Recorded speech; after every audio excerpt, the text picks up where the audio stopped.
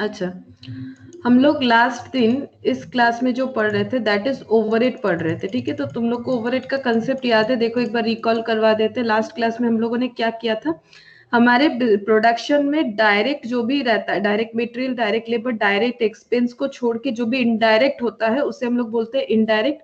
और direct indirect में फर्क क्या होता है? डायरेक्ट होता है कि जो डायरेक्टली रिलेटेड टू प्रोडक्शन होता है, इनडायरेक्ट का मतलब होता है जो डायरेक्टली रिलेटेड टू प्रोडक्शन नहीं होता है।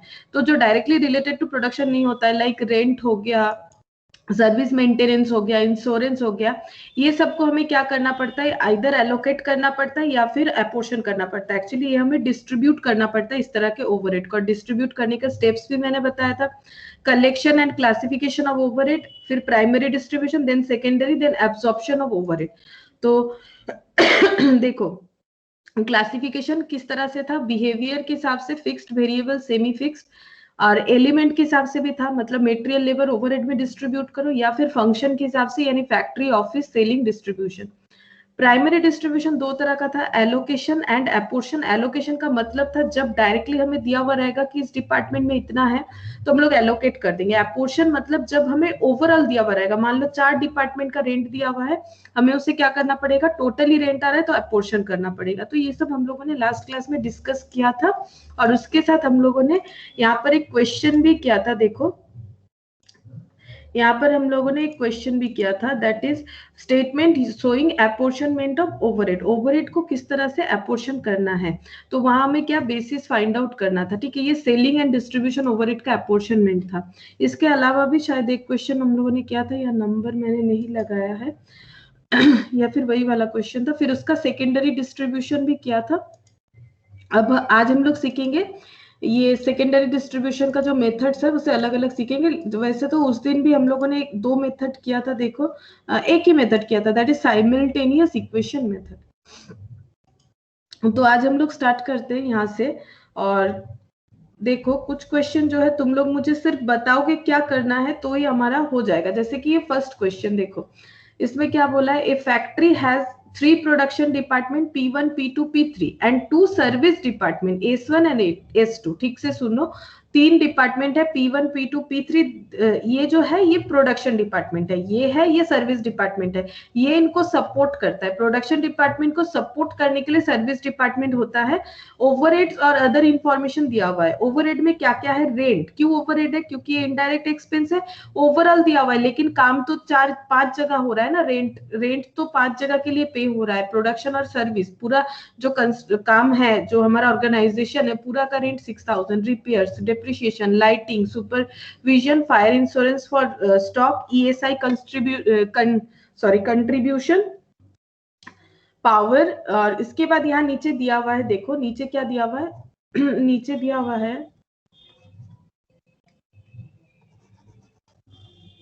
अच्छा नीचे दिया हुआ है बेसिस। देखो area, number of worker, wages, value of plant, stock value, horse power of plant. करना क्या है, एलोकेट और एपोर्शन। या तो एलोकेट कर दो, अगर एलोकेट करना है तो दिया हुआ रहना चाहिए कि P1 का इतना रेंट है, P2 का, P3 का, S1 का, S2 का, देन ये हो जाता है एलोकेट। लेकिन हमें क्या करना पड़ेगा, एपोर्शन। कोई भी ऐसा पॉइंट नहीं है जिसमें हम लोग एलोकेट कर सकते हैं, हर एक पॉइंट हमें बता रहे हैं, हमें एपोर्शन करना पड़ेगा, ठीक है। तो एपोर्शन करने के लिए हमें बेसिस ढूंढना पड़ेगा। तो क्वेश्चन तो तुम लोग कर पाओगे क्योंकि इसमें तुम लोग को क्या करना है, रीडिस्ट्रीब्यूट करना है, जो कि एक थोड़ा लॉन्ग प्रोसेस होता है। ये वाला ये हम बताना चाह रहे हैं, मतलब ये लाइन बाय लाइन जो डिस्ट्रीब्यूशन करना है, तो इसका तुम लोग को कैलकुलेटर में अच्छी तरह का प्रैक्टिस कर लेना है ताकि तुम लोग कर पाओ इसे इजीली। तो देखो तुम लोग मुझे बताओ पहले, रेंट किस में डिस्ट्रीब्यूट होगा। पहले तुम लोग मुझे सारा बेसिस बताते जाओ तो मुझे समझ में आ जाएगा कि तुम लोग को लास्ट क्लास का कंसेप्ट याद है। रेंट किस में डिस्ट्रीब्यूट होना चाहिए, देखो क्वेश्चन बस यही तक है जो स्क्रीन पे शो हो रहा है। बता दो रेंट किस पे होना चाहिए फटाफट, हम लोग ये सारा चीज ऐसे ही। Area square feet.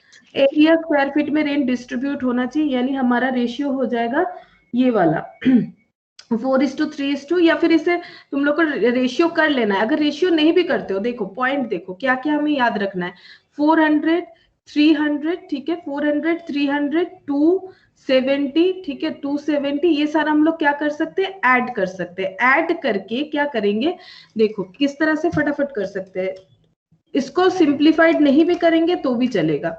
तो ये सारा अगर हम लोग ऐड कर लेते हैं तो अमाउंट हमारा आएगा 1200। कितना आ रहा है, 1200। रेंट कितना है, रेंट है 6000, तो 6000 डिवाइडेड बाय 1200 करेंगे जो सबके लिए एप्लीकेबल होगा। तो 6000 डिवाइडेड बाय 1200 कितना आ रहा है, 5। अब क्या करना है, 5 into 400, 5 into 300, 5 into 270, 5 into 150 and 5 into 800। इस तरह से हम लोग को कैलकुलेट करना पड़ेगा। तो रेंट का कैलकुलेशन हो जाएगा। तो 5 इंटू 400 एक देख लेते हैं चेक करके, 5 इंटू 400 कितना होता है 2000, ठीक है, 5 इंटू 400 2000 होता है। तो ये देखो 2000। नेक्स्ट बताओ, रिपेयर्स किस पे होना चाहिए, फटाफट बताओ। ये सब क्वेश्चन तुम लोग ऐसे ही कर पाओगे, बताओ। रिपेयर होगा वैल्यू ऑफ प्लांट के ऊपर, सही। रिपेयर जो होगा वो वैल्यू ऑफ प्लांट के ऊपर होगा। डेप्रिशिएशन बताओ, plant. Plant, depreciation also plant. Lighting बताओ, लाइटिंग किसके ऊपर होना चाहिए, या बेसिस देखो ना, लाइटिंग किसके ऊपर होना चाहिए, क्या लगता है। Power of plant. लाइटिंग और ये जो पावर है, ये दोनों में Square। डिफरेंस। हाँ, स्क्वायर फीट के ऊपर। लाइटिंग और पावर में डिफरेंस होता है। पावर ये प्लांट मशीनरी के ऊपर यूज होता है। पावर मतलब जो डोमेस्टिक इलेक्ट्रिसिटी नहीं होता है, दो तरह का इलेक्ट्रिसिटी होता है, एक कॉमर्शियल, एक डोमेस्टिक।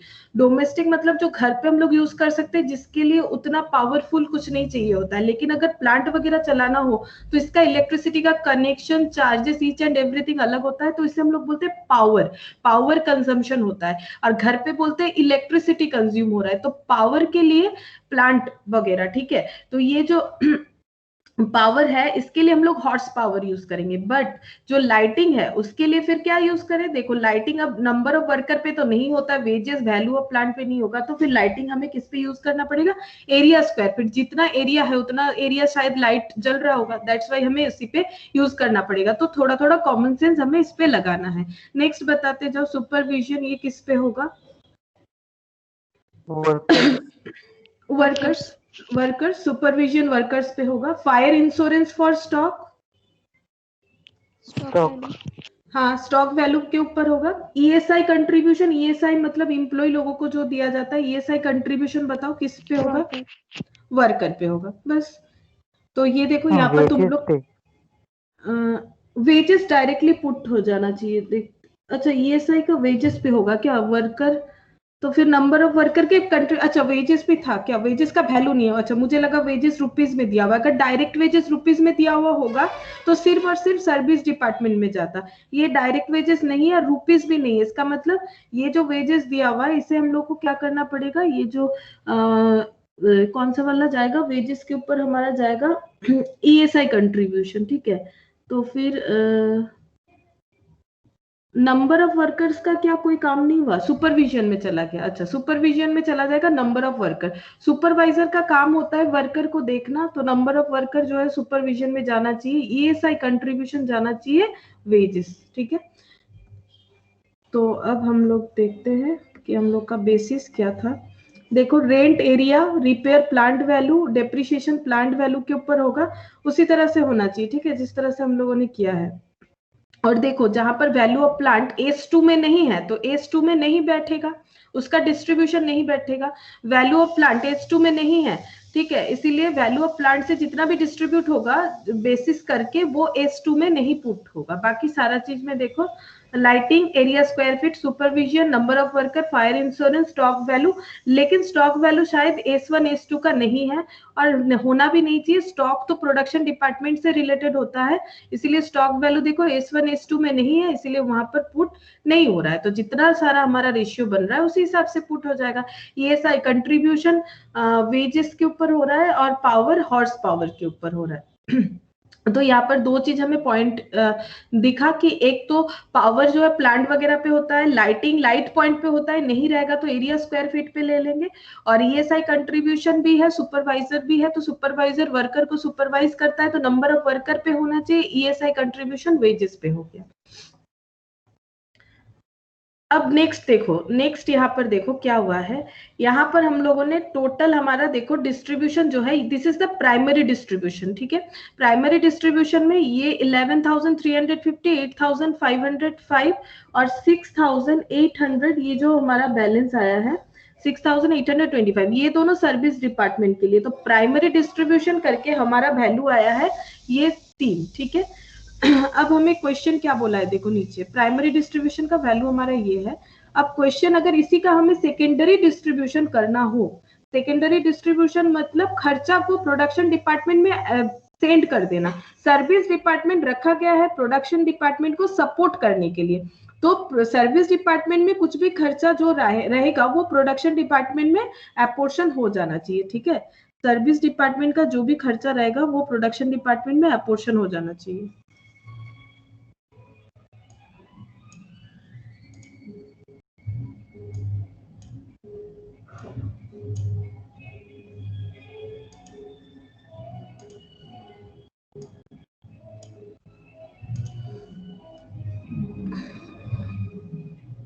अच्छा, तो देखो सर्विस डिपार्टमेंट का जो भी खर्चा है वो हमारा सेकेंडरी जो डिस्ट्रीब्यूशन में, उसमें सेकेंडरी डिस्ट्रीब्यूशन का मतलब ही होता है सर्विस डिपार्टमेंट का जो भी खर्चा है उसे अपोर्शन करो प्रोडक्शन डिपार्टमेंट में। तो अभी मैंने तुम लोग को दिखाया, देखो प्रोडक्शन डिपार्टमेंट का हमारा वैल्यू क्या था, ये 11,350, ठीक है।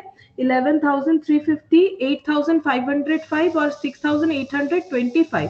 अब यहाँ पर देखो एक एग्जाम्पल दिया है कि if in the above example consider that if the S1 and S2, that is service department 1 and service department 2, costs are to be distributed on assumption of service rendered as S1 to P1, S1 P1 को कितना service देता है 40%, P2 को 30%, और यहाँ पर थोड़ा mistake हो गया, ये P3 होना चाहिए, ठीक है। और यहाँ पर जो है 30% होना चाहिए, ठीक है।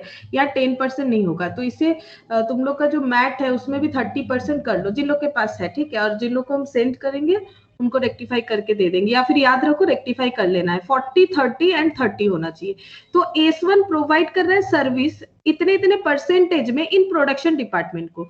तो हमें क्या करना है, हमें S1 का जितना खर्चा हुआ है प्राइमरी डिस्ट्रीब्यूशन से जितना हमें मिला है वो इन तीनों डिपार्टमेंट में इस रेशियो में डिस्ट्रीब्यूट हो जाना चाहिए।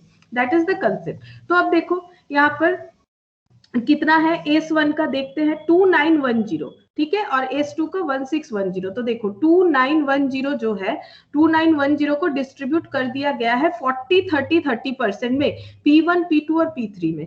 सिमिलरली S2 का जो कॉस्ट है वो 5:3:2 रेशियो में बता दिया है। जैसे बताएगा क्वेश्चन, अगर बताता है ऐसे ऐसे डिस्ट्रीब्यूट करो तो हम लोग उसी को फॉलो करेंगे।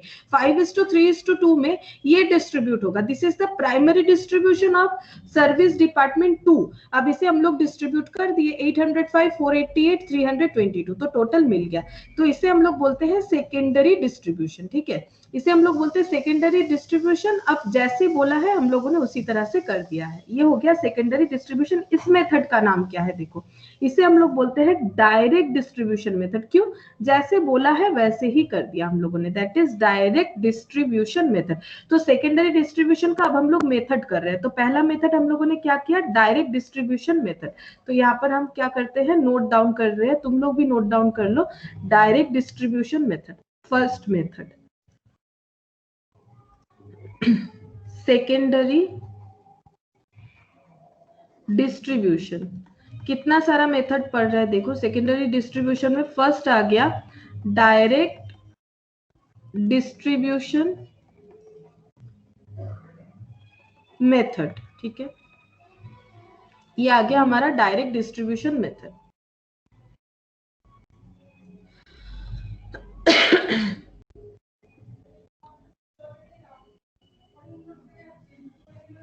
नेक्स्ट देखो हम लोग पढ़ेंगे स्टेप डिस्ट्रीब्यूशन मेथड। मेथड का नाम फिर से नोट डाउन कर लेते हैं। इसमें क्या होता है देखो, step distribution method.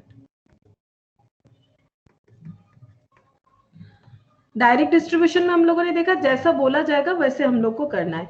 Step distribution method में कैसे होगा, देखो स्टेप डिस्ट्रीब्यूशन मेथड का क्वेश्चन क्या है, देखो a manufacturing company has two production department, fabrication and assembly. दो मैन्युफैक्चरिंग डिपार्टमेंट है, एक फैब्रिकेशन और एक assembly, and 3 service department as stores, time office and maintenance.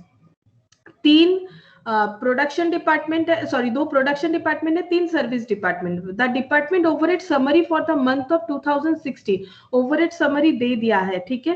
Fabrication का, असेंबली का, स्टोर का, टाइम ऑफिस का और मेंटेनेंस का, ठीक है। सबका हमें क्या दे दिया है, सबका हमें ओवरहेड समरी, यानी ये हमें प्राइमरी डिस्ट्रीब्यूशन दे दिया है। ये क्या है, ये है प्राइमरी डिस्ट्रीब्यूशन, ठीक है। ओवरहेड समरी दे दिया, इसका मतलब ये हमें दे दिया है प्राइमरी डिस्ट्रीब्यूशन, प्राइमरी डिस्ट्रीब्यूशन दे दिया है। अब नेक्स्ट क्या बोला है, देखो नेक्स्ट बोल रहा है पर्टिकुलर दे दिया है। प्रोडक्शन डिपार्टमेंट में क्या क्या है, अभी हम लोगों ने पढ़ा भी था। प्रोडक्शन डिपार्टमेंट दो तरह का है, एक तो है फैब्रिकेशन, एक असेंबली, एक स्टोर, टाइम ऑफिस और मेंटेनेंस।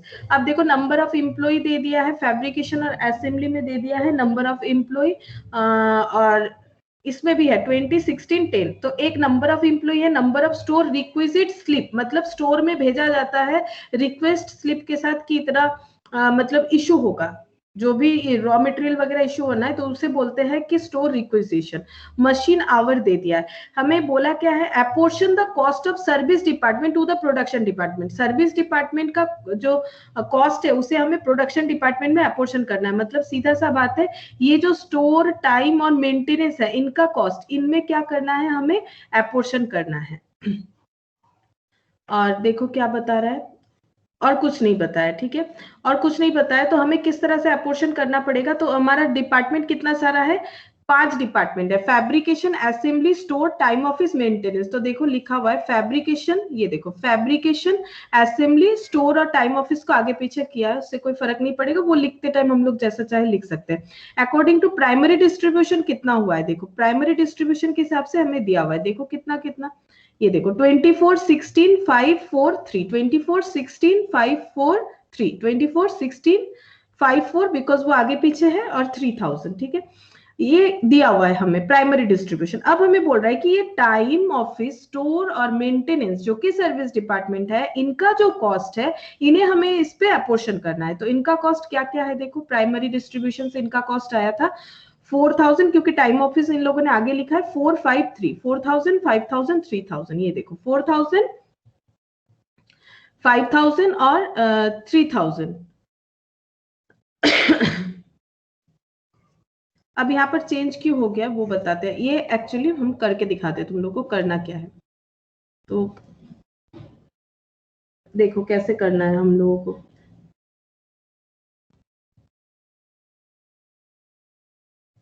यहाँ पर हम लोग लिखेंगे पर्टिकुलर, तुम लोग भी सक जाओगे, मुझे सिर्फ अभी हम लिखने से ही तुम लोग मुझे बता पाओगे। टोटल, बेसिस, और यहाँ पर है fabrication, assembly, time office, store और मेंटेनेंस, ठीक है। ये मैंने शॉर्ट में लिखा as primary distribution. Primary distribution के हिसाब से क्या है, देखो प्राइमरी डिस्ट्रीब्यूशन के हिसाब से है 24,000, फैब्रिकेशन है 24,000, ये है 16,000, टाइम ऑफिस है 4,000, 5,000 और 3000। तो टोटल करेंगे तो हमारा ये आ जाता है 52,000। कैसे मिला, क्वेश्चन में दिया हुआ था। तो बेसिस क्या है, बेसिस है गिवन, हमें दिया हुआ है, ठीक है, हमें दिया हुआ है क्वेश्चन में। चलो क्वेश्चन में चलते हैं, हमें दिया हुआ है, ये टोटल करोगे तो हमें मिल जाएगा 52,000। अब हमें करने क्या बोला है, अब हमें करने बोला है कि सर्विस डिपार्टमेंट जो तीनों है, तीन जो सर्विस डिपार्टमेंट है, इसे हमें क्या करना है इसका खर्चा जो है अपोर्शन करना है। तो चलो कैसे अपोर्शन होगा देखो। पहले ले लेते हैं टाइम ऑफिस, बिकॉज यहाँ पे क्या लिखा हुआ है, टाइम ऑफिस। तो टाइम ऑफिस का खर्चा कितना है 4000, तो टोटल में 4000 लिखा है। इस 4000 का अपोर्शन करना है, और मेथड कौन सा यूज कर रहे हैं, अभी रिकॉर्ड किया था, स्टेप डिस्ट्रीब्यूशन मेथड। ये एग्जाम्पल जो हम लोग कर रहे हैं, ये स्टेप डिस्ट्रीब्यूशन मेथड का एग्जाम्पल है, ठीक है। तो स्टेप डिस्ट्रीब्यूशन मेथड हम लोग फॉलो कर रहे हैं। फर्स्ट आया हमारा 4000, तो 4000 का जो खर्चा है वो बाकी सब में अपोर्शन होगा। और ये टाइम ऑफिस जो है ये किस पे डिपेंड करेगा, टाइम ऑफिस देखो, टाइम ऑफिस में क्या होना चाहिए, number of employ, number of requisite slips, या फिर मशीन आवर, क्या होना चाहिए बताओ। टाइम ऑफिस मतलब जहां पर टाइम रिकॉर्ड होता है, वो इन तीनों में से कौन से बेसिस पे होना चाहिए।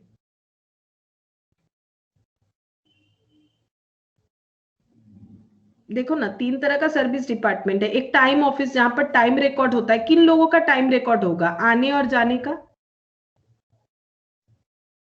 बताओ किन लोगों का? एम्प्लॉइज का टाइम रिकॉर्ड होगा, ठीक है। एम्प्लॉइज का टाइम रिकॉर्ड होगा। एम्प्लॉइज का क्या है, बेसिस 40, 30, 20, 16 एंड 10। एम्प्लॉइज का टाइम रिकॉर्ड होगा, तो बेसिस हो जाएगा एम्प्लॉय, नंबर ऑफ एम्प्लॉय। अब टोटल करो, 40, 30 कितना हो गया, इसका टोटल करो ना, 40, 30, 20, 16 एंड 10 कितना बन गया, 116, ठीक है। और हमारा खर्चा कितना है, 4000। ये टोटल कर रहे हैं, अगर रेशियो तो आ रहा है 116। तो सबसे पहले 4000 डिवाइडेड बाय 116 कर लेंगे, जितना आ रहा है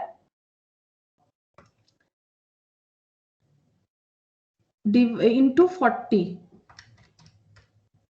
अच्छा, सॉरी, एक चीज तो बताना भूल गए। एक चीज देखो, इसका डिस्ट्रीब्यूट करेंगे ना, तो इसका वाला नंबर ऑफ एम्प्लॉय नहीं लेंगे। स्टेप डिस्ट्रीब्यूशन मेथड में होता क्या है, जिसका हम लोग डिस्ट्रीब्यूट कर रहे हैं उसका वैल्यू नहीं लिया जाएगा। यानी यहाँ पर हमारा कौन सा वाला वैल्यू माइनस हो जाएगा, टाइम ऑफिस में। टाइम ऑफिस में जितने लेबर है, जितने एम्प्लॉय है, उनको हटा देना है। यानी 40, 30, 20, 10 क्या हो जाएगा रेशियो, 40, 30, 20, 10। अब मुझे बताओ फर्स्ट वाले का आंसर क्या हो जाएगा। एक हम लोग कर लेते हैं, बाकी हम लोग यहां से देख लेंगे कितना होता है।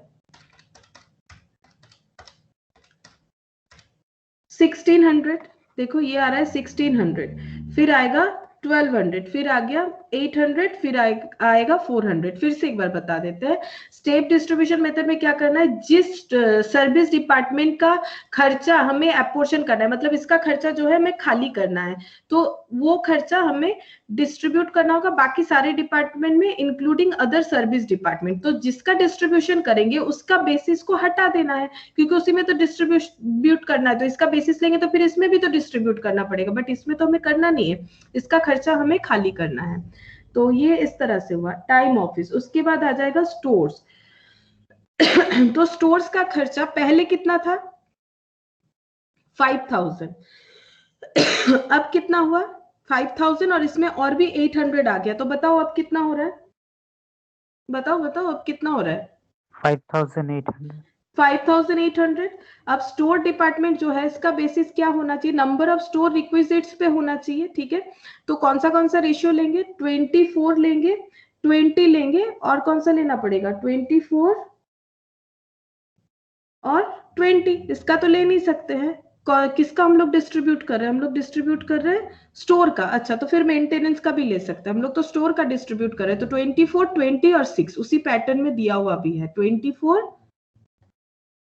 20 और 6, ठीक है, इस रेशियो में होगा।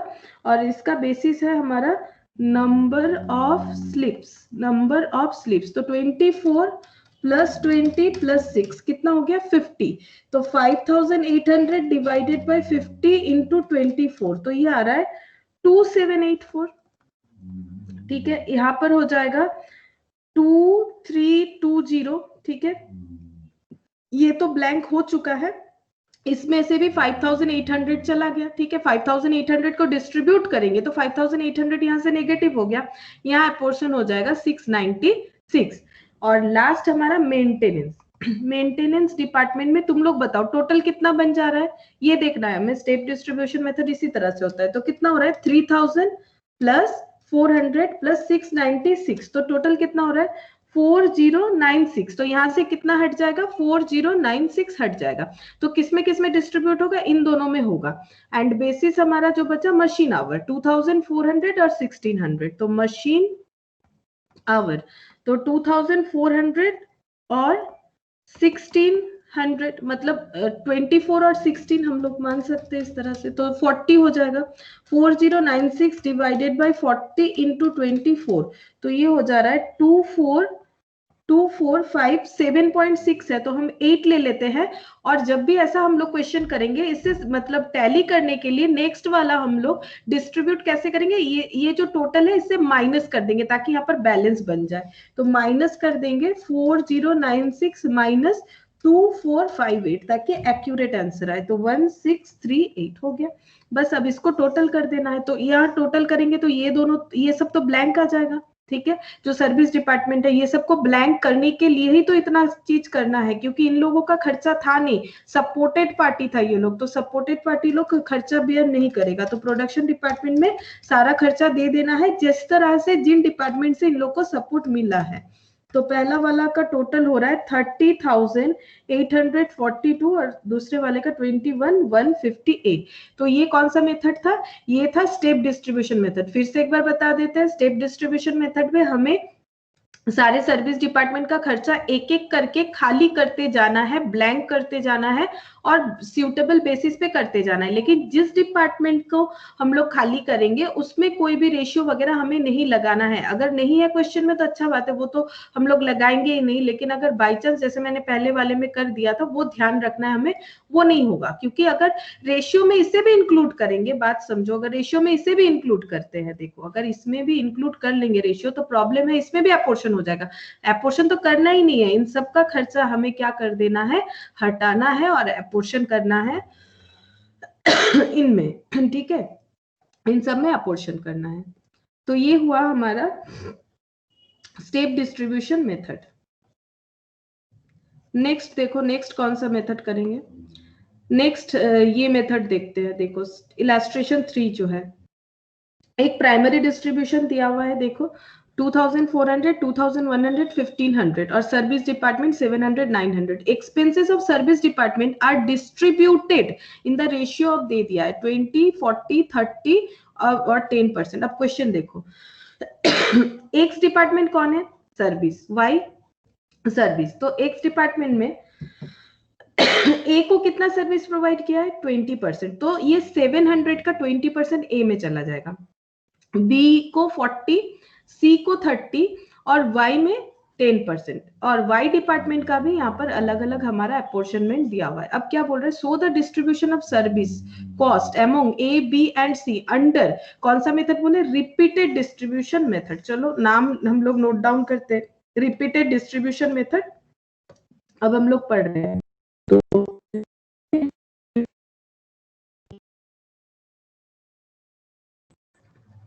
Repeated distribution method. अब इसमें कैसे होगा देखो,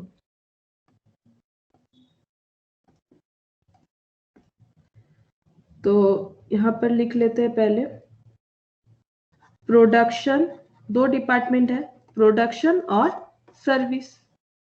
और प्रोडक्शन के अंदर है 3, ए, बी और सी। सर्विस में है एक्स और वाई, सर्विस में है एक्स और वाई, ठीक है। देखो A B C primary distribution के हिसाब से इन लोग का खर्चा लिख लेते हैं, प्राइमरी डिस्ट्रीब्यूशन, ठीक है। प्राइमरी डिस्ट्रीब्यूशन के हिसाब से 2,400, 2,100, 1,500, 700, 900। अब ध्यान से देखो, इसमें डिफरेंस क्या होता है। तो इसमें क्या होगा, नाम क्या है, मेथड का नाम है रिपीटेड डिस्ट्रीब्यूशन। मतलब जब तक हमारा डिस्ट्रीब्यूशन ब्लैंक नहीं हो जाता है सर्विस डिपार्टमेंट में, हम लोग उसे रिपीटेडली करते जाएंगे, ठीक है। रिपीटेड डिस्ट्रीब्यूशन मेथड इसीलिए नाम है। तो पहले लिखेंगे सर्विस डिपार्टमेंट एक्स, पहले सर्विस डिपार्टमेंट एक्स का खर्चा हम लोग रीडिस्ट्रीब्यूट करेंगे। तो सर्विस डिपार्टमेंट एक्स के लिए क्या है, 20, 40, 30, 10। मतलब अगर परसेंटेज और जीरो हटा दो तो 2, 4, 3, 1 अकॉर्डिंग टू रेशियो क्या हो जाएगा, 2, 4, 3, 1। और एक्स का खर्चा कितना है, 700। तो एक्स से कितना माइनस करेंगे, 700। किस हिसाब से डिस्ट्रीब्यूट होगा, 2, 4, 3, 1। और देख लो 2 for A B C Y, हमें वही चाहिए, ए बी सी वाई। तो 2, 4, 3, 1, तो डिस्ट्रीब्यूट करो, 2, 4, 3, 1 कितना हो जाएगा, 3, 1, 4, 4, 8, तो 10। तो 700 डिवाइडेड बाई 10 इंटू 2, तो ये कितना आ रहा है 140, ये आ जाएगा 280, ये आ गया 210 और ये आ जाएगा 70, ठीक है। तुम लोग चेक करके देख सकते हो। अब ये सर्विस डिपार्टमेंट एक्स के बाद फिर रिपीटेड, ठीक है, मतलब एक बार एक डिपार्टमेंट, फिर दूसरे बार दूसरा डिपार्टमेंट। तो सर्विस डिपार्टमेंट वाई, नेक्स्ट लेंगे हम लोग सर्विस डिपार्टमेंट वाई। अब इसका रेशियो है 4:2:2, ठीक है, 4:2:2।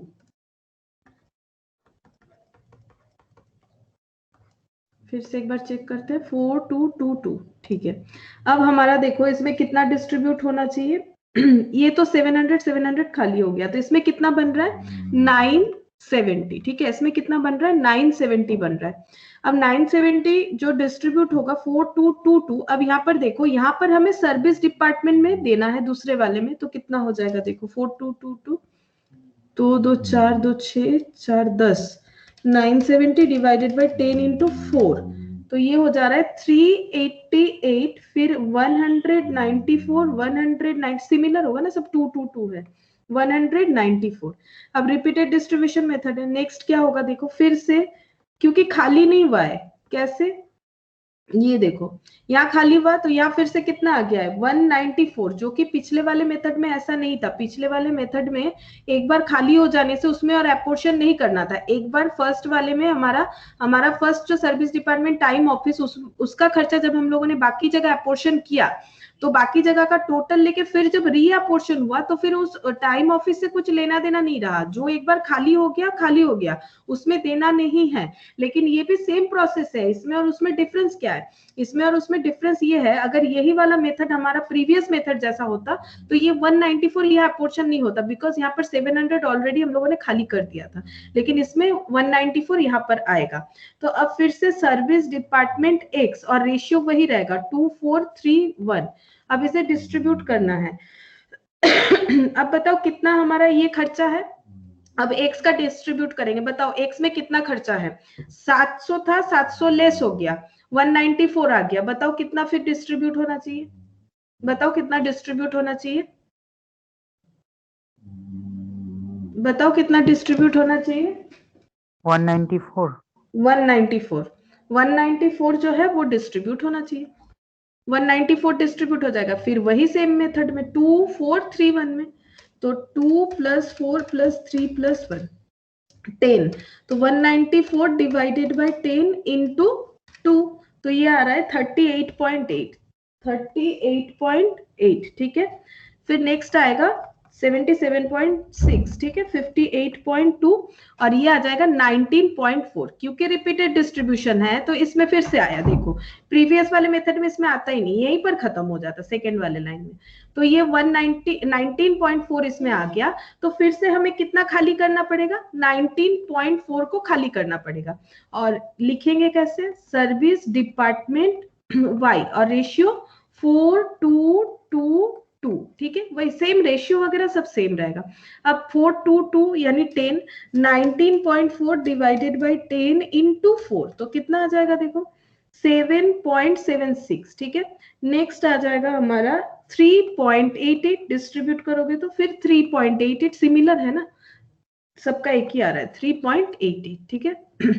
अब फिर से क्या हुआ, फिर से यहाँ 3.88 आ गया, तो यहाँ पर लिखेंगे सर्विस डिपार्टमेंट एक्स। जब तक कंप्लीटली ब्लैंक नहीं हो जाता है, चाहे जो भी मेथड कर लो, हमें इसी तरह से करना है। तो अब कितना हमें खाली करना पड़ेगा 3.88 को, तो चलो 3.88 को हमें डिस्ट्रीब्यूट करना है। 3.88 डिवाइडेड बाय 10, 10 हो रहा है सारा टोटल, तो 2, तो 0. ये आ रहा है देखो 0.776, ठीक है। फिर आ रहा है 1.552, फिर आ रहा है 1.164, एंड एट लास्ट ये आ रहा है 0.388, 0.388 आ रहा है। फिर यहाँ पर बच गया, लेकिन ये बहुत ही कम अमाउंट है, ठीक है, बहुत ही कम अमाउंट है। इसे अगर डिस्ट्रीब्यूट करोगे तो वो बहुत ही कम अमाउंट आ जाएगा। तो अगर 1 से कम आता है, कंसेप्ट क्या है, अगर 1 से कम आता है, क्योंकि लास्ट में रीडिस्ट्रीब्यूट होता तो यही वाला होता ना, लेकिन इट इज लेस देन 1, अगर 1 से कम आ रहा है तो हम डिस्ट्रीब्यूशन अपना जो है वो रोक सकते हैं, ठीक है। तो हम लोग अपना डिस्ट्रीब्यूशन को रोक देंगे, आगे हमें इस पे नहीं करना है। अगर 1 या 1 से ज्यादा आएगा तो डिस्ट्रीब्यूट करते जाना है, तो यहाँ पर हम लोग इसे रोक सकते हैं। अब यहाँ पर अगर रोक देंगे तो देखो यहाँ पर क्या हो जाएगा, इसका टोटल हो जा रहा है 2400 प्लस 140 प्लस 388 प्लस 38.8, 7.76 और 0.77, तो 2975.336। अच्छा, ये आ जाएगा 2657.032, और ये वाला आ जाएगा 1967.244, और ये लास्ट वाला आ जाएगा 0। अच्छा, इसका बैलेंस रह जाएगा 0.388 क्योंकि हम लोगों ने इसे फिर से रिडिस्ट्रीब्यूट नहीं किया है। तो अगर नेग्लिजिबल अमाउंट होता है तो हम लोग इसे फर्दर डिस्ट्रीब्यूशन को इग्नोर कर सकते हैं, लेकिन तुम लोग चाहो तो कर सकते हो। फिर से करोगे तो भी वो क्या होगा, फ्रैक्शन आते रहता है और लास्ट में उसे किसी भी तरह से एडजस्ट करना पड़ेगा। अगर हम लोग इसको करते भी है तो फिर बहुत पॉइंट आएगा, फिर करना पड़ेगा। तो जब 1 से कम होगा तो वो नेग्लिजिबल हो जाएगा। तो दोनों में फर्क क्या हुआ, बिल्कुल सेम है, रिपीटेड डिस्ट्रीब्यूट दोनों में हो रहा है, लेकिन ये इसमें सर्विस डिपार्टमेंट में नहीं आ रहा है, तो ये क्या हो रहा है, वहीं पर खत्म हो जाता है। लेकिन इसमें सर्विस डिपार्टमेंट में भी देते जाना है और इसे हमें क्या करना है, अलग करते जाना है। ये देखो सर्विस डिपार्टमेंट में भी अपोर्शन कर दिया हम लोगों ने। उसमें क्या था, 700 खाली हो गया, अब इसमें कुछ नहीं देना है। अगर हम लोग वो वाला करते तो ये सारा पॉइंट नहीं आता। समझ में आ रहा है? और अगर हम लोग इसका ये करते तो ये सारा पॉइंट नहीं आता, यहीं पर ये हमारा कंप्लीट हो जाता और ये पॉइंट इसमें नहीं रहता। अगर प्रीवियस मेथड से करते, और इस मेथड से हम लोग को तब तक करते जाना है जब तक कि पूरा ब्लैंक ना हो जाए। सपोज ये भी अगर हमारा पूरा ब्लैंक हो जाता, यहाँ पर 0 हो जाता, हो सकता है अगर हम लोग इसको लास्ट में डिस्ट्रीब्यूशन को एक तरह से हम लोग इसे ब्लैंक कर सकते हैं। कैसे कर सकते हैं, अगर हम लोग इसका जो डिस्ट्रीब्यूशन है ना 2431 लास्ट वाला, अगर हम लोग टोटल से एडजस्ट कर दे, मतलब 19.4 का डिस्ट्रीब्यूशन ये चल रहा है, सॉरी 3.88 का, और लास्ट वाला अगर एडजस्ट कर दे तो हो सकता है कि यहाँ पर 0 आ जाए। ठीक है, मतलब माइनस करके। ऐसे भी देखो यहाँ पर भी उसी तरह से है, और बोल दिया है it can be notice that the undistributed balance in service department is very negligible and this can be ignored for further distribution. तो हम लोग इसे इग्नोर कर सकते हैं। और एक क्या है, साइमल्टेनियस इक्वेशन मेथड। तो देखो साइमल्टेनियस इक्वेशन मेथड,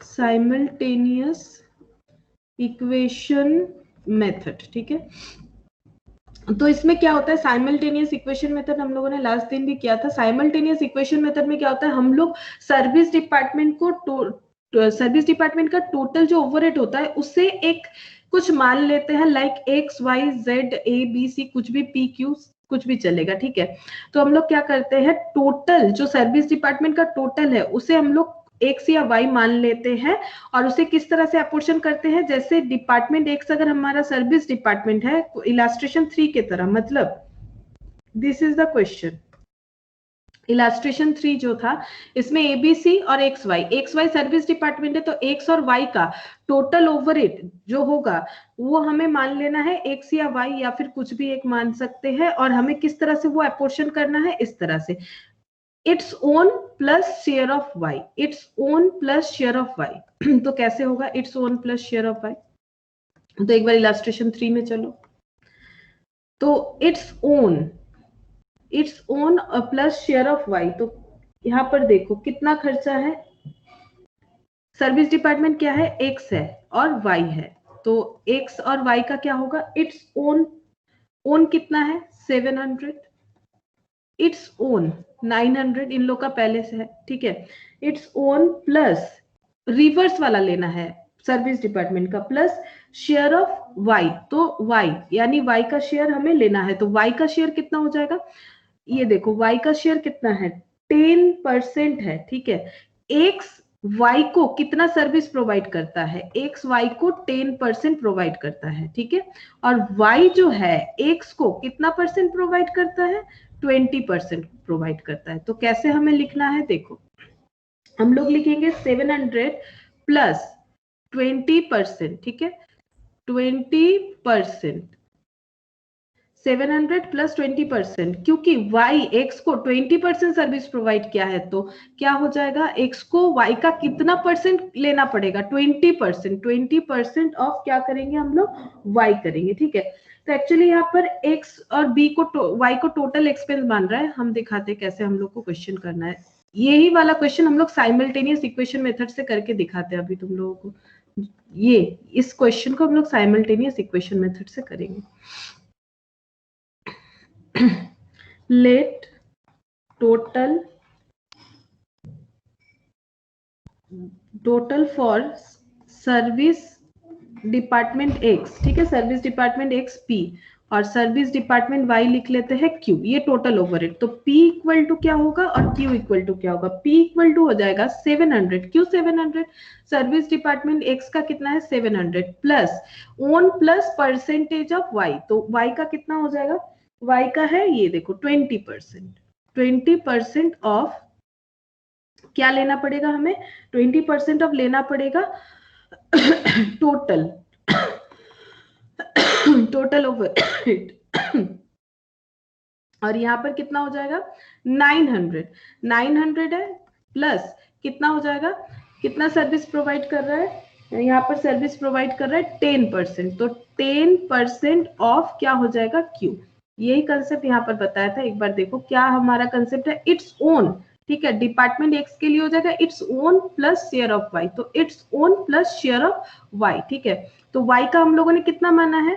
वाई का हम लोगों ने माना है क्यू। अच्छा, तो ये क्यू लिखना चाहिए, ये क्यू और ये मैंने पी माना है, तो उल्टा लिख दिया था। देखो शेयर ऑफ वाई लेना है, शेयर ऑफ वाई, तो वाई का कितना माना है मैंने? क्यू, तो 20% ऑफ क्या लिखेंगे? क्यू, और यहाँ पर लिखेंगे 10%, 10% है तो 10% ऑफ पी। ऐसा क्यों लिखा? फिर से देखो इस किसने किसको कितना सर्विस प्रोवाइड किया है, ये यहाँ पर है। एक्स जो है उसने वाई को 10% किया है, एक्स ने वाई को 10% प्रोवाइड किया है, वाई ने एक्स को कितना प्रोवाइड किया है? 20%। तो P डिनोटेड फॉर क्या है? P डिनोटेड फॉर एक्स है, तो एक्स ने कितना परसेंट? 10% वाई को दिया है, ठीक है, तो 10% वाई को दिया है। ये देखो 10% ये किसका है?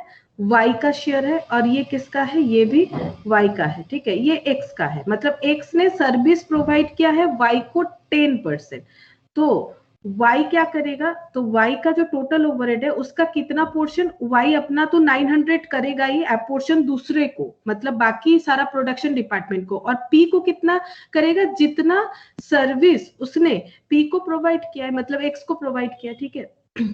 P अमाउंट है हमारा यहाँ पर, ठीक है, P इज टोटल अमाउंट, और X और Y है सर्विस डिपार्टमेंट का नाम है, ठीक है। तो X ने Y को 10% सर्विस प्रोवाइड किया, Y ने X को कितना प्रोवाइड किया है? 20%। उसी बेसिस पे हमें करना है, तो इसको हमें सॉल्व करना पड़ेगा। तो P इक्वल टू 700 प्लस 20% मतलब 0.20 Q, और ये Q इक्वल टू हो गया 900 प्लस 0.10 P।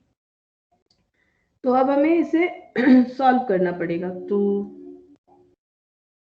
यहाँ किसी एक में वैल्यू पुट कर देते हैं। Q इक्वल टू 900 प्लस 0.10, और P का मतलब क्या है? ये देखो P का मतलब है 700 प्लस 0.20 Q। इससे जल्दी हो जाएगा ये वाले मेथड से, सब्स्टिट्यूट मेथड से। तो 700 इंटू 0.10 70 प्लस 0.10 इंटू 0.2, तो ये हो गया 0.02 Q, ठीक है।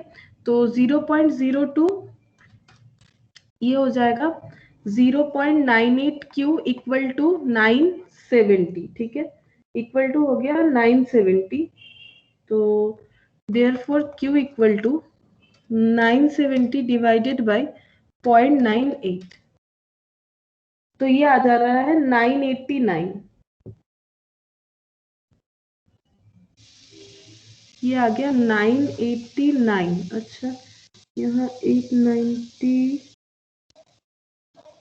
अच्छा 989.75 आ रहा है, ठीक है, 79 आ रहा है, तो हम इसे कर देते हैं 990, ठीक है, हम इसे कर देते हैं 990। क्यू का वैल्यू आ गया, अब हम लोग पी का वैल्यू भी फाइंड आउट कर लेंगे, इसमें पुट कर देते हैं। तो पी का वैल्यू क्या हो जाएगा? 700 प्लस ये हो गया 990, 990 इंटू 0.2, तो 198 प्लस 700, तो ये हो जाएगा 898। तो हम लोगों को कौन सा वैल्यू मिल गया? P और Q का, that is total overhead of department X and total overhead of department Q। अब इसे हम लोगों को कैसे अपोर्शन करना है, देखो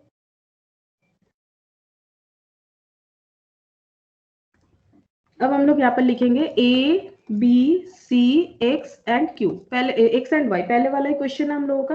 प्राइमरी डिस्ट्रीब्यूशन कितने का है? 2400, 2100, 1500, 700, 900, देखो दिया हुआ है 2400, 2100, अब x और y, x का अभी हम लोगों ने कैलकुलेट किया, x डिनोटेड बाय क्या हो रहा है p, तो p का वैल्यू देखो, p का वैल्यू आया 898, p का वैल्यू आ गया है 898, तो हम लोग यहाँ पर लिखेंगे 898, 898 को डिस्ट्रीब्यूट करेंगे, ठीक है, 898 को डिस्ट्रीब्यूट करेंगे और यहाँ पर डिस्ट्रीब्यूट करना पड़ेगा, पहले रेशियो देख लेते हैं, तो x का जो डिस्ट्रीब्यूशन होगा, x का जो डिस्ट्रीब्यूशन होगा वो कैसा होगा, वो हो जाएगा 20 40 30 एंड 10, 20 40 30 एंड 10, तो यहाँ पर देख लेते करके कितना होता है 20 40 30 एंड 10, तो ये टोटल करके 10 आ रहा था, 2 4 6 और 6 4 2 6 7 8 9 1 10 10 आ रहा था, ठीक है, तो 898 डिवाइडेड बाय 10 इंटू कितना हो जाएगा 2, इंटू हो गया 2, तो 179.6 आ रहा है, तो 180 कर देते, 179.6 आ रहा है, 180 कर देते, इस तरह से डिस्ट्रीब्यूशन में इसमें 359 आएगा, 269 आएगा, तो रेशियो यही वाला है, ठीक है, रेशियो जो है यही वाला है 10 जो हो रहा है। फिर y में देखो, y में y का कितना लिया हम लोगों ने, y मतलब क्या है q, q का वैल्यू कितना आया है 990, q का वैल्यू आया है 990, तो यहाँ पर देखो 990 ही हमारा आ रहा है ना, टोटल 990, इस केस में साइमल्टेनियस मेथड में इस तरह से हो जाता है, जो हमारा वैल्यू वहां पर आता है वो यहाँ टैली हो जाता है, 4222, तो ये भी 10 हो रहा था, तो 990 डिवाइडेड बाय 10 इंटू 4, एक हम दिखा देते कितना हो रहा है 396, उसके बाद आएगा 198, 198 सिमिलर था ना 198, ठीक है, अब 198 एंड 700 देखो ये बैलेंस कंप्लीट हो जाता है, यहाँ पर आ गया 2976 26571967, सेम क्वेश्चन को हम लोगों ने साइमल्टेनियस इक्वेशन मेथड से किया, अब इसी क्वेश्चन को जो हम लोगों ने रिपीटेड डिस्ट्रीब्यूशन में किया था, देखो लगभग सेम आंसर आता है, ठीक है, एकदम एक्यूरेट नहीं आता है क्योंकि पॉइंट वगैरह के चलते थोड़ा इधर उधर हो जाता है, लेकिन आंसर सारे प्रोसेस जिससे भी करो सेम आएगा, 2975.33 मतलब वही 2657 पॉइंट कुछ आ रहा है, तो वो पॉइंट की वजह से 1967, तो देखो जैसे भी क्यों करें ना हम लोग यहाँ पर सेम ही आएगा, तो साइमल्टेनियस इक्वेशन मेथड में थोड़ा हम लोग को यहाँ पर समझ लेना है कि क्या है फंडा, क्या है हम लोगों का फंडा, ये है कि ओन प्लस शेयर ऑफ दूसरा department, own plus share of other, ठीक है, अदर सर्विस डिपार्टमेंट, ये वाला लिख लो तो कर लोगे, तो हम लोग इस तरह से करेंगे ओन, तो ओन कितना था, ये देखो ओन मतलब खुद का कितना है 700, और दूसरा कौन है सर्विस डिपार्टमेंट वाई, उसका कितना लेंगे, उसका लेना है हमें, ये देखो 20%, दूसरे का कितना है 20%, दूसरे से हम लोगों ने कितना लिया है, वाई ने हम लोग को 20% दिया है, तो वाई का 20% लेना पड़ेगा, तो ये हो गया हमारा साइमल्टेनियस इक्वेशन मेथड जो हम लोगों ने लास्ट दिन भी किया था।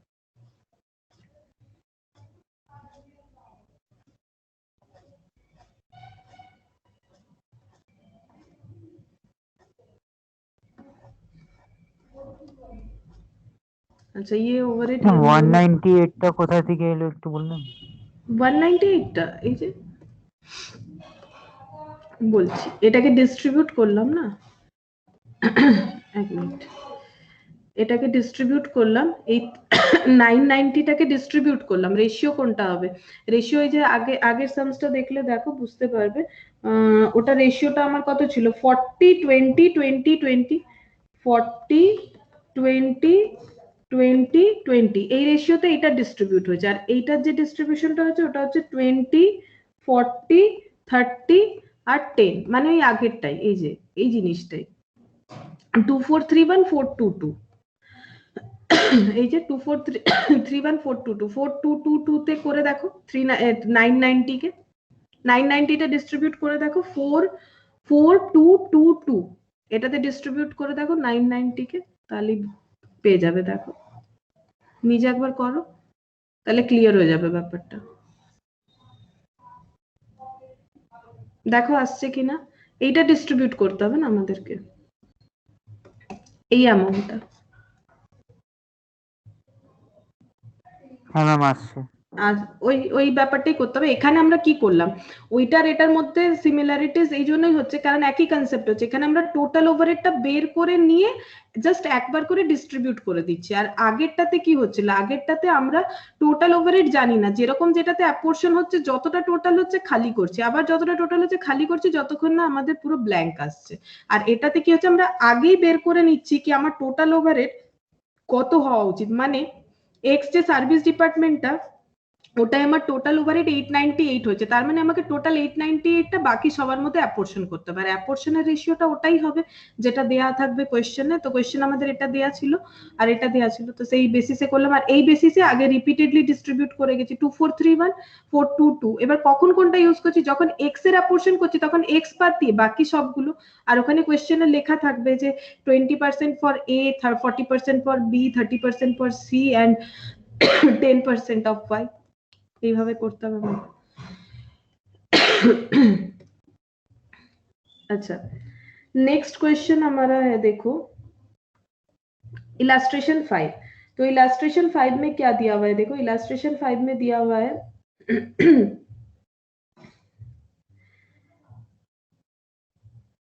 in an engineering factory the following particular have been extracted for the quarter, ठीक है, for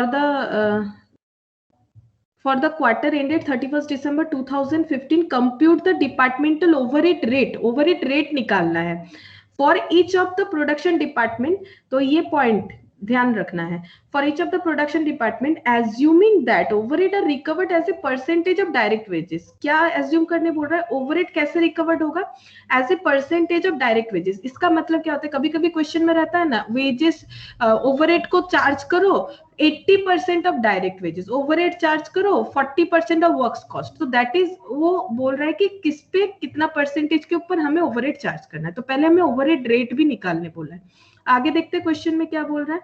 डायरेक्ट वेजेस दे दिया, अब देखो यहाँ पर रुपीज में दे दिया। जैसे मैंने बताया था जब हम लोग डिस्ट्रीब्यूट करेंगे डायरेक्ट वेजेस कहाँ नहीं आएगा, प्रोडक्शन डिपार्टमेंट में डायरेक्ट वेजेस जो है नहीं आएगा, direct wages only and only service department में आएगा। क्वेश्चन में ये रुपीज साइन से तुम लोग को समझना है कि ये रुपीज में दिया हुआ है। डायरेक्ट मेटेरियल दिया हुआ है, अब ये भी ना रुपीज में ही, एक्चुअली यहाँ पर दिया नहीं है, रुपीज में ही है। तो डायरेक्ट मेटेरियल भी कौन सा आएगा, ये सब कुछ नहीं आएगा जब हम लोग डिस्ट्रीब्यूट करेंगे, ठीक है।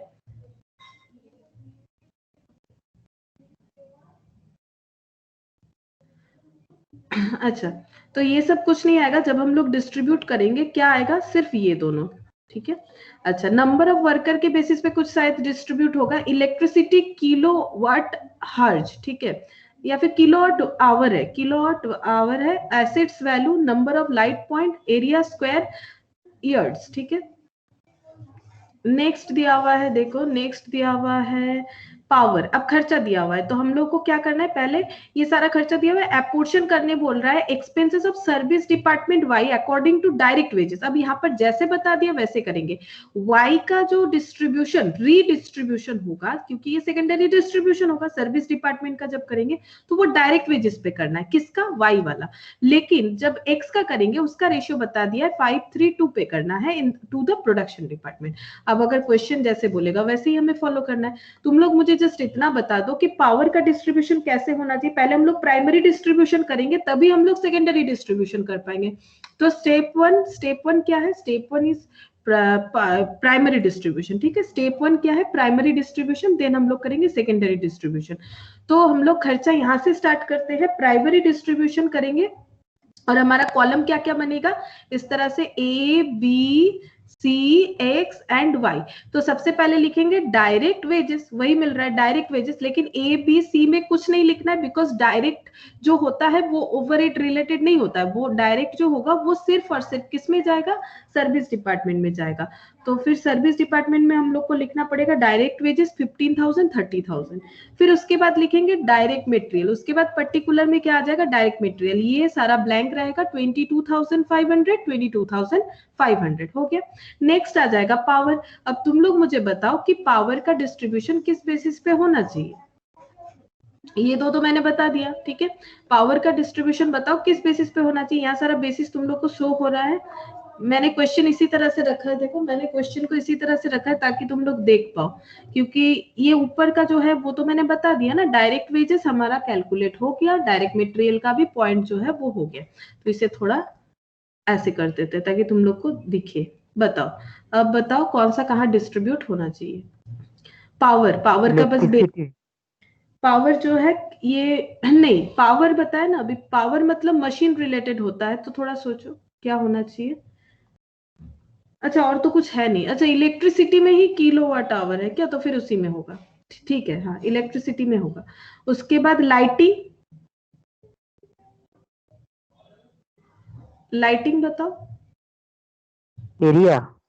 ना, lighting always number of light, अगर नंबर ऑफ लाइट अवेलेबल है तो नंबर ऑफ लाइट लेंगे, अगर नहीं है तब एरिया लेंगे।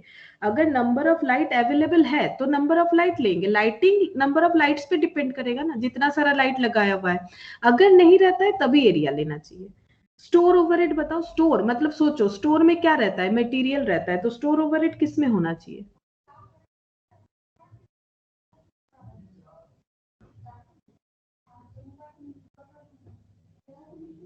थोड़ा सा सोचो स्टोर ओवरहेड किस पे होना चाहिए। लास्ट दिन था ना एक स्टोर, स्टोर के ऊपर था लास्ट दिन भी। स्टोर मटेरियल से रिलेटेड है, मैंने बताया, यहाँ पर देखो कुछ ना कुछ मिलेगा material. Direct material. Direct material, store जो है वो डायरेक्ट मटेरियल पे होना चाहिए। अच्छा वेलफेयर ऑफ स्टाफ बताओ, वेलफेयर ऑफ स्टाफ किस पे होना चाहिए। Number of worker. Number of worker से, नंबर ऑफ वर्कर। अच्छा depreciation, asset value. Asset value, number of sorry depreciation asset value, repairs, asset. Repairs also asset value. अच्छा general overhead ये बताओ, ये मैंने नहीं बताया है, ऐसा पॉइंट आया भी नहीं है। जनरल ओवरहेड जब रहता है तो वो वेजेस पे जाता है, ठीक है, ये पॉइंट थोड़ा नोट करो, जनरल ओवरहेड जो होता है ये वेजेस पे जाता है। रेंट एंड टैक्सेस, एक ही तो बचा है, देखो मेरा सारा लाइन दिया हुआ है, direct material area. Point area, और ऐसे भी रेंट तो एरिया के ऊपर ही होता है, रेंट तो हमें एरिया के ऊपर ही देना पड़ता है, जितना बड़ा घर होगा उस बेसिस पे हमें देना पड़ेगा। ये सबसे हमारा क्या बन जाएगा, हमारा प्राइमरी डिस्ट्रीब्यूशन बन जाएगा। तो प्राइमरी डिस्ट्रीब्यूशन हो गया, बस कैलकुलेशन तो तुम लोग कर पाओगे, इसमें प्रॉब्लम नहीं होगा। अब देखो आंसर, देखो मेटेरियल ये सारा देखो, मैंने बताया ना यहाँ पर नहीं होगा, सिर्फ सर्विस डिपार्टमेंट में होगा, बाकी सारा चीज का डिस्ट्रीब्यूशन होगा। तो प्राइमरी डिस्ट्रीब्यूशन बन गया है, ये टोटल का कॉलम है, total A B C X Y, अब यहाँ पर टोटल हमें दिया हुआ है करके, आंसर ये आ रहा है, ठीक है। अब हम लोग को करना क्या, हम लोग को बोला है कि एक्स का डिस्ट्रीब्यूशन करो, कुछ एक तरह से बताया है, एक्स का डिस्ट्रीब्यूशन का तरीका बताया है अकॉर्डिंग टू डायरेक्ट वेजेस, और y का अकॉर्डिंग टू डायरेक्ट वेजेस, और x का 5:3:2 रेशियो में। तो देखो x को देखो 5:3:2 में डिस्ट्रीब्यूट किया, x का कितना है 41:530, ये पहला वाला x कॉलम है, दूसरा वाला y कॉलम है। तो 41:350 को सॉरी 530 को 5:3:2 में डिस्ट्रीब्यूट कर दिया गया है, ठीक है। और क्योंकि 5:3:2 बोला है तो सर्विस डिपार्टमेंट में वो अपोर्शन हुआ नहीं, नेक्स्ट वाले सर्विस डिपार्टमेंट में, दैट इज वाई में। और वाई का कैसे डिस्ट्रीब्यूट करना है, अकॉर्डिंग टू डायरेक्ट वेजेस, तो वाई को डिस्ट्रीब्यूट करना है अकॉर्डिंग टू डायरेक्ट वेजेस, तो हमारा रेशियो क्या हो जाएगा 30,000, 45,000, 60,000, और ये क्या है 15। यहाँ पर क्या बोला है, direct wages and those of service department, तो डायरेक्ट वेजेस के हिसाब से करने बोला है, तो क्या हो जाएगा, तो फिर हम लोग क्या करेंगे यहाँ पर 30, 45 और 60। एक्स का तो हो गया है, एक्स का तो नहीं लेंगे क्योंकि डायरेक्टली जब बोल देता है, फर्स्ट मेथड याद करो, डायरेक्ट डिस्ट्रीब्यूशन जब बोल देगा तो सिर्फ और सिर्फ देखो यहाँ पर था ना, डायरेक्ट मेथड में क्या किया था हम लोगों ने, जैसे बोल दिया था क्वेश्चन में वैसे किया था, नेक्स्ट वाले में फिर से अपोर्शन नहीं किया है, तो उसी तरह से हम लोग यहाँ पर भी करेंगे। तो 30, 45 और 60 इसका रेशियो क्या हो जाएगा, 3 0 हटा दो, 30, 45 और 60, 30, 45 और 60 कितना हो जाएगा, कितने से डिवाइड करें, 5 से करते हैं, 6, 12, तो 3 से, अच्छा 2:3:4 4 आ रहा है, एट लास्ट आ रहा है 2:3:4। अगर हम लोग इसे अपोर्शन कर लेते हैं तो आंसर आ रहा है ये, अगर हम लोग सिंप्लीफाई कर लेते हैं 2:3:4 आ रहा है, ठीक है। तो देखो 2:3:4 में ही डिस्ट्रीब्यूट किया होगा, देखो 2:3:4 में डिस्ट्रीब्यूट कर दिया है, किसको, y का खर्चा को, 57,520 जो आया था उसे खर्चा को डिस्ट्रीब्यूट कर दिया गया है। तो आंसर हमारा इतना इतना इतना आ गया प्रोडक्शन डिपार्टमेंट का। अब हमें इसके साथ एक क्वेश्चन बोला था कि हमें कैलकुलेट करना है the overhead rate for each of the production department, assuming, क्या assume करके, overhead are recovered as a percentage of direct wages। तो फर्स्ट जो A है इसका overhead कितना है, 51,247, 45,962, 46,441 और wages देखना पड़ेगा तीनों डिपार्टमेंट का। तो A का wages कितना है 30, 45, 60। तो देखो डिवाइडेड बाय 30, 45, 60 परसेंटेज निकाल लिया। तो परसेंटेज ऑफ ओवरहेड हम लोगों ने कैलकुलेट कर लिया, overhead rate as a percentage of direct wages. ये क्या निकल गया, overhead rate as a percentage of direct wages. तो overhead divided by direct wages, overhead divided by direct wages कर देना है जिस डिपार्टमेंट का जितना होगा।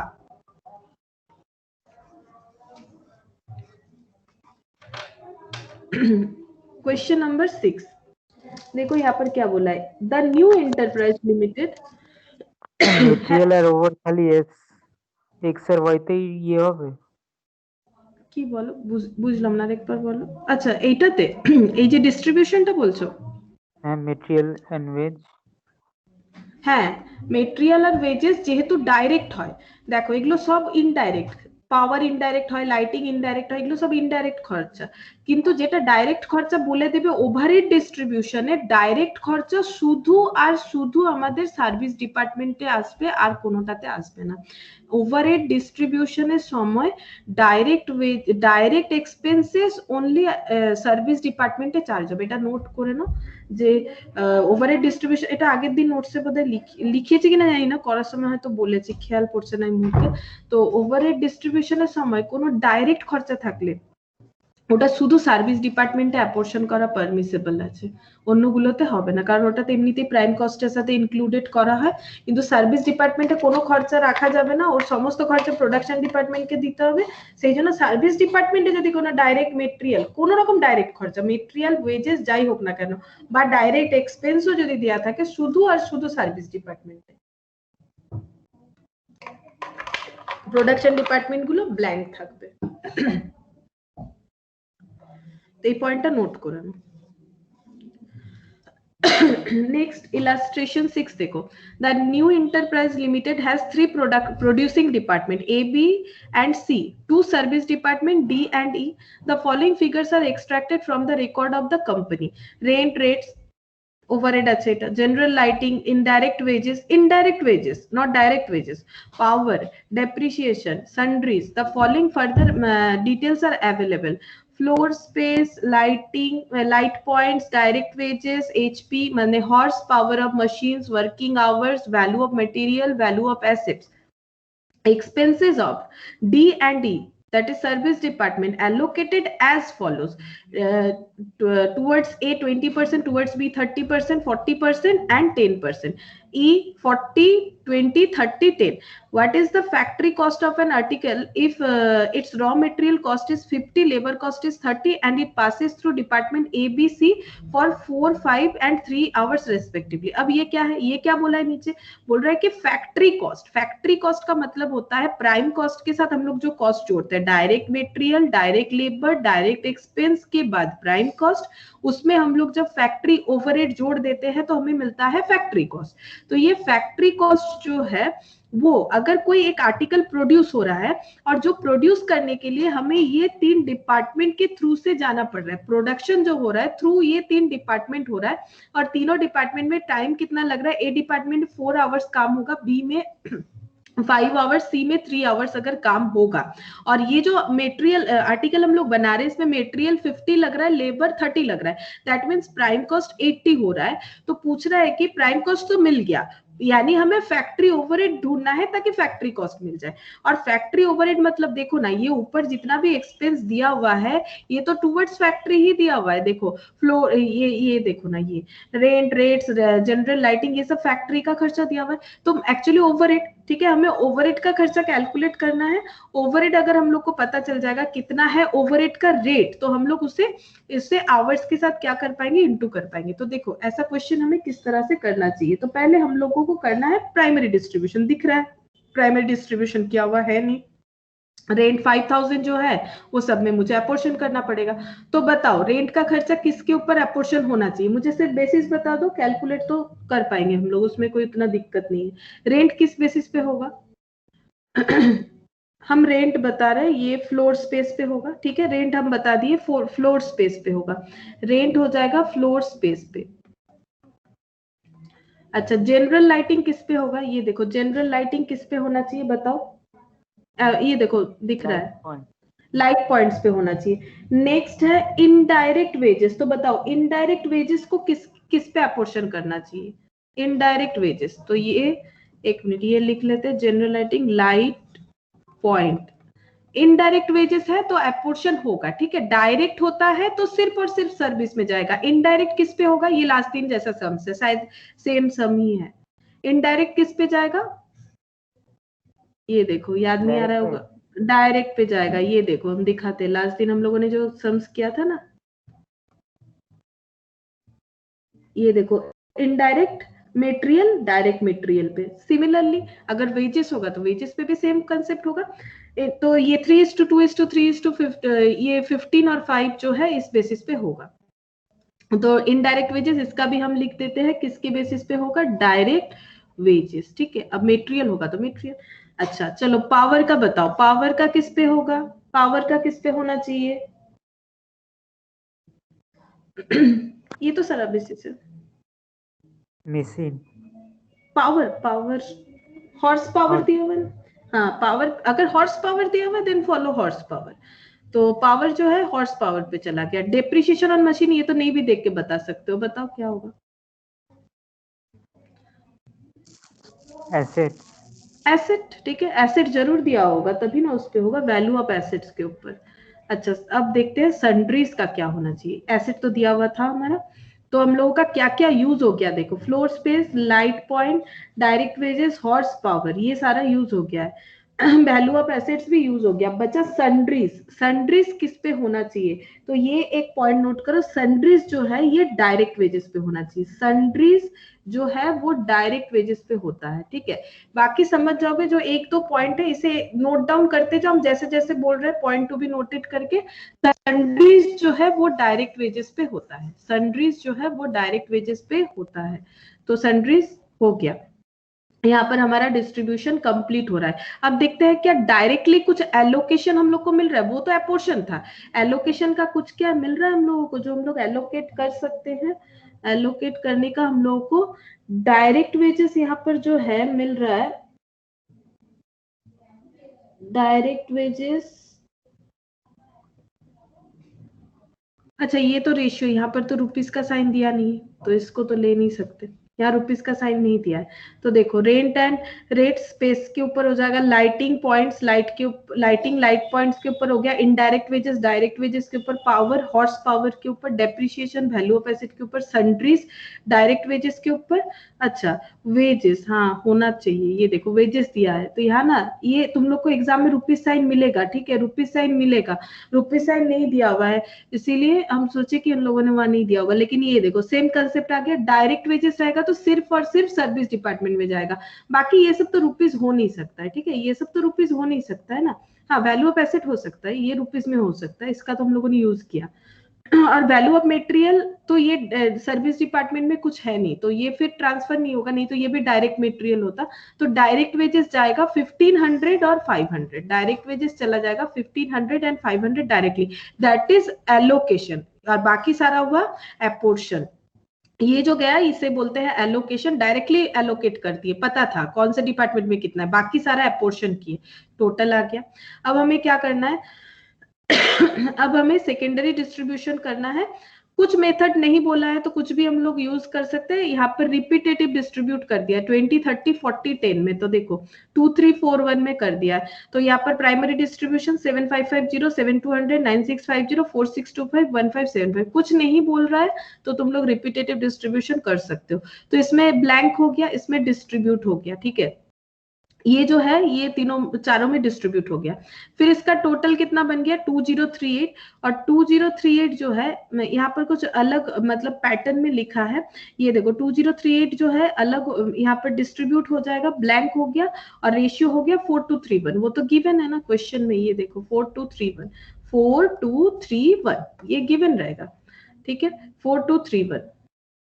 फिर हम लोगों ने देखो यहाँ पर डिस्ट्रीब्यूट कर दिया है, 4231 में डिस्ट्रीब्यूट हो गया, यहाँ आ गया 204, फिर 204 को डिस्ट्रीब्यूट कर दिए, यहाँ आ गया 20। इस तरह से इन लोगों ने क्या किया, डबल लाइन किया। डबल लाइन का मतलब इन लोगों ने टोटल किया है फिर डिस्ट्रीब्यूट। हम टोटल नहीं कर रहे हैं, हम डायरेक्टली टोटल कर रहे हैं, ठीक है।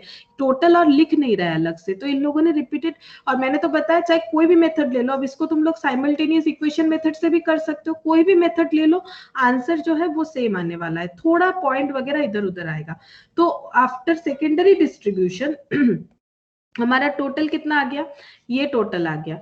हमें क्वेश्चन में बोला गया है कि हमें ढूंढना है क्या, कुछ एक काम का फैक्ट्री ओवरहेड ढूंढना है, ठीक है। तो मुझे ओवरहेड का टोटल खर्चा पता चल गया और टाइम कितना हुआ है। देखो यहाँ पर वर्किंग आवर्स मिला है, एक नया पॉइंट तुम लोग को मिल रहा है। देखो वर्किंग आवर्स दिया हुआ है, वर्किंग आवर्स दिया हुआ है, ए डिपार्टमेंट में इतने टाइम काम होता है, आवर्स मतलब ये सब आवर्स में है, ठीक है। ये इतना इतना टाइम काम हुआ है, अगर इतना इतना टाइम काम हुआ है और खर्चा हमें पता है, तो हम लोग ये कैलकुलेट कर सकते हैं कि 1 घंटा काम करने के लिए कितना खर्चा हुआ है।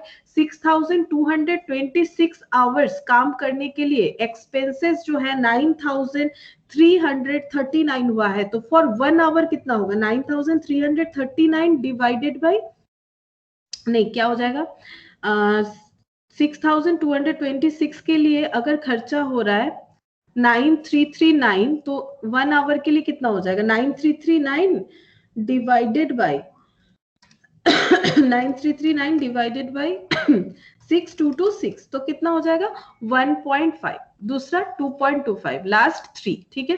तो इस तरह से हम लोग को रेट मिल गया। अब इस रेट का क्या काम है, हम लोगों को बोला था ना एक प्रोडक्ट एक आर्टिकल बन रहा है यूजिंग दिस 3 डिपार्टमेंट, जिसका मेटेरियल का खर्चा कितना है 50, लेबर कितना है 30, यानी टोटल कितना हो गया प्राइम कॉस्ट 80, और ए बी सी तीनों डिपार्टमेंट में कितने कितने आवर्स काम हो रहे हैं 453। तो देखो यहाँ पर क्या बनाया, मेटेरियल लेबर, तुम लोग चाहो तो यहाँ पर एक टोटल लगा के इसको प्राइम कॉस्ट लिख सकते हो।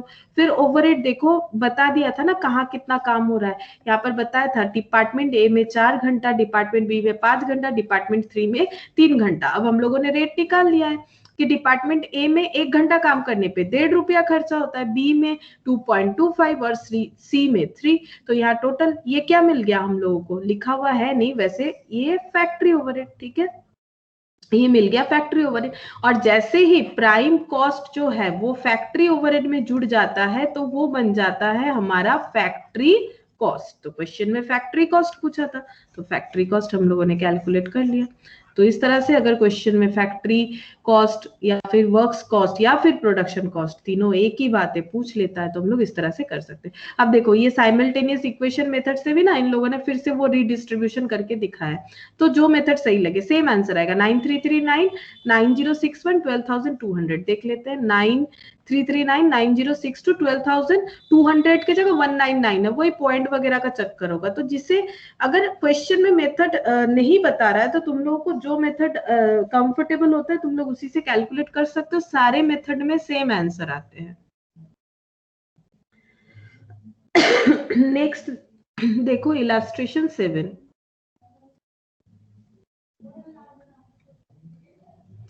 इलस्ट्रेशन 7 में क्या दिया हुआ है देखो, the following information relate to the activities of a production department of a factory for a certain period, ठीक है। फैक्ट्री का एक डेटा दे दिया है, material used with direct wages, labour hour, hours of machinery operation, machine से कितना time काम हुआ है, आवर्स, ये आवर्स है।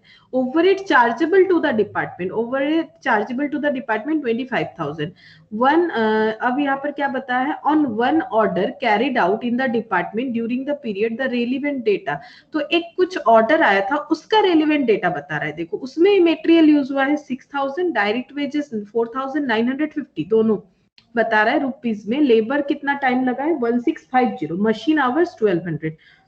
तो एक पर्टिकुलर ऑर्डर का डेटा है, this is the data for a particular order, और ये नॉर्मल एक्टिविटी का दिया हुआ है। हम लोग को करने क्या बोला है, देखो करने बोल रहा है कैलकुलेट करना है overhead chargeable to the job by 4 commonly used method. तो ओवरहेड तुम लोग क्वेश्चन में पढ़ते होगे, ओवरहेड को चार्ज करो, overhead on material, overhead on direct wages, इस तरह से बोला जाता है कि ओवरहेड को कैसे चार्ज करना है। ओवरहेड बताया है और कुछ नाम नहीं बता रहा है, तो फिर डायरेक्ट नॉर्मली क्या क्या रहता है हम लोगों के पास अवेलेबल। यहाँ पर क्वेश्चन में क्या अवेलेबल है देखते हैं, मटेरियल है, ठीक है। क्वेश्चन में हमारा मटेरियल अवेलेबल है, डायरेक्ट वेजेस अवेलेबल है, लेबर आवर अवेलेबल है, और मशीन ऑपरेशन आवर अवेलेबल है, ठीक है। तो ये 4 चीज है, तो हम लोग ये 4 चीज पे अपना जो डिस्ट्रीब्यूशन है वो दिखा सकते हैं। तो देखो क्या किया है यहाँ पर, कैलकुलेट क्या किया है, percentage of overhead on material अगर कैलकुलेट करेंगे तो कैसे कैलकुलेट करेंगे, तो देखो टोटल मटेरियल यूज फिर कितना हो जाएगा, ये देखो किस तरह से करना है। टोटल मटेरियल यूज कितना हो रहा है, नॉर्मली ये जो है 30,000 और एक स्पेशल हमारा जो आया था ऑर्डर आया था, तो टोटल मटेरियल यूज कितना हो गया 36,000, ये देखो 36,000। और ओवरहेड कितना है चार्ज किया गया है डिपार्टमेंट में 25,000, तो 25,000 अगर हम लोग मटेरियल के ऊपर चार्ज करेंगे तो 25,000 डिवाइडेड बाय 36,000। ऐसा क्वेश्चन हम लोग थोड़ी देर पहले भी किया था, हम लोगों ने ओवरहेड चार्ज करना था अकॉर्डिंग टू वेजेस, तो overhead by wages, overhead by wages, उसी तरह से ओवरहेड बाय मटेरियल। लेबर का देखो, लेबर का कितना हो जा रहा है 30, और यहाँ पर कितना हो रहा है, डायरेक्ट वेजेस है 30,000 और ये 4,950। अच्छा डायरेक्ट वेजेस 30,000 और 4,950, ये तो हो रहा है 34,950। एक मिनट देख लेते हैं एक बार। देखो सब नीचे तो सब में, ये ऊपर तो सब में ओवरहेड ही आएगा, और ओवरहेड क्या है 25,000, तो 25,000 और बेसिस हमें 4 मिल रहा है, एक मटेरियल, एक डायरेक्ट वेजेस, एक लेबर आवर और एक मशीन आवर रेट, ठीक है। तो मशीन ऑपरेटिंग मशीन आवर कितना है 12। अच्छा एक बार फिर से देखते हैं ये कौन सा है, the following information related to the activities of production department of a factory for a certain period, material used है 36,000, one order carried out, on one order carried out in department during the period the relevant data were, relevant data दे दिया है 6,000, और ये direct wages 4,950, direct wages है 4,950, और labour our हमारा लिया गया है, लेबर आवर 12,000।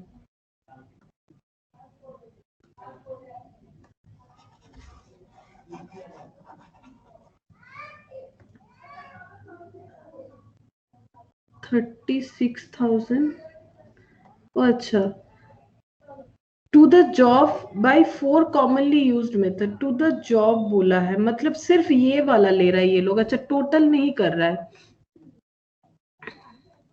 यहाँ पर बोला है activities of a production department.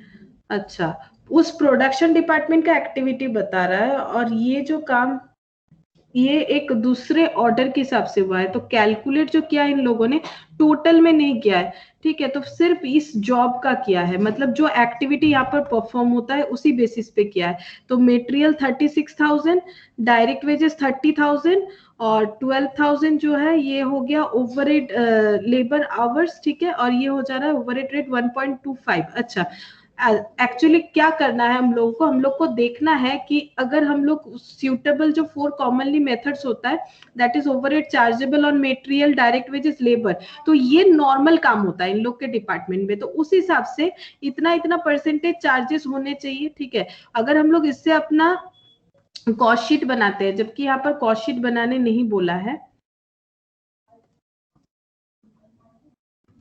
इससे अगर हम लोग अपना कॉस्ट शीट बनाएंगे तो इसमें चार्ज कैसे होगा, तो देखो ये तो एक्टिविटी ओवरऑल है, ओवरऑल एक्टिविटी के ऊपर परसेंटेज निकाला है, तो मटेरियल का कितना हो जाएगा, 6000 मटेरियल यहाँ पर यूज होगा जो स्पेशली जिस जॉब के लिए यूज हो रहा है, 6495, ये अलग कोई ऑर्डर है उस पे हो रहा है, ऑन वन ऑर्डर, दूसरे ऑर्डर पे इतना मटेरियल यूज होगा, ये टोटल एक्टिविटी इतना परफॉर्म होता है, उस बेसिस पे हम लोगों ने परसेंटेज निकाला, और जो ये एक्टिविटी हो रहा है उस पे क्या खर्चे का आएगा, तो फिर देखो the overhead chargeable to job under the above method is as follows, तो मटेरियल पे 6000 इनटू 69.44, क्योंकि बेसिस वही बता रहा है जो इन लोग का नॉर्मल है, नॉर्मल बेसिस पे 69.44, तो जो हम लोग ऑर्डर ले रहे हैं जिसपे मटेरियल 6000 का खर्चा हो रहा है, उसमें ओवरहेड कितना चार्ज होगा, ओवरहेड अगर मटेरियल बेसिस पे चार्ज होगा तो फिर इतना हो जाएगा 4166.40, मटेरियल पे इतना। अच्छा, ये फिर डायरेक्ट वेजेस पे 83.33,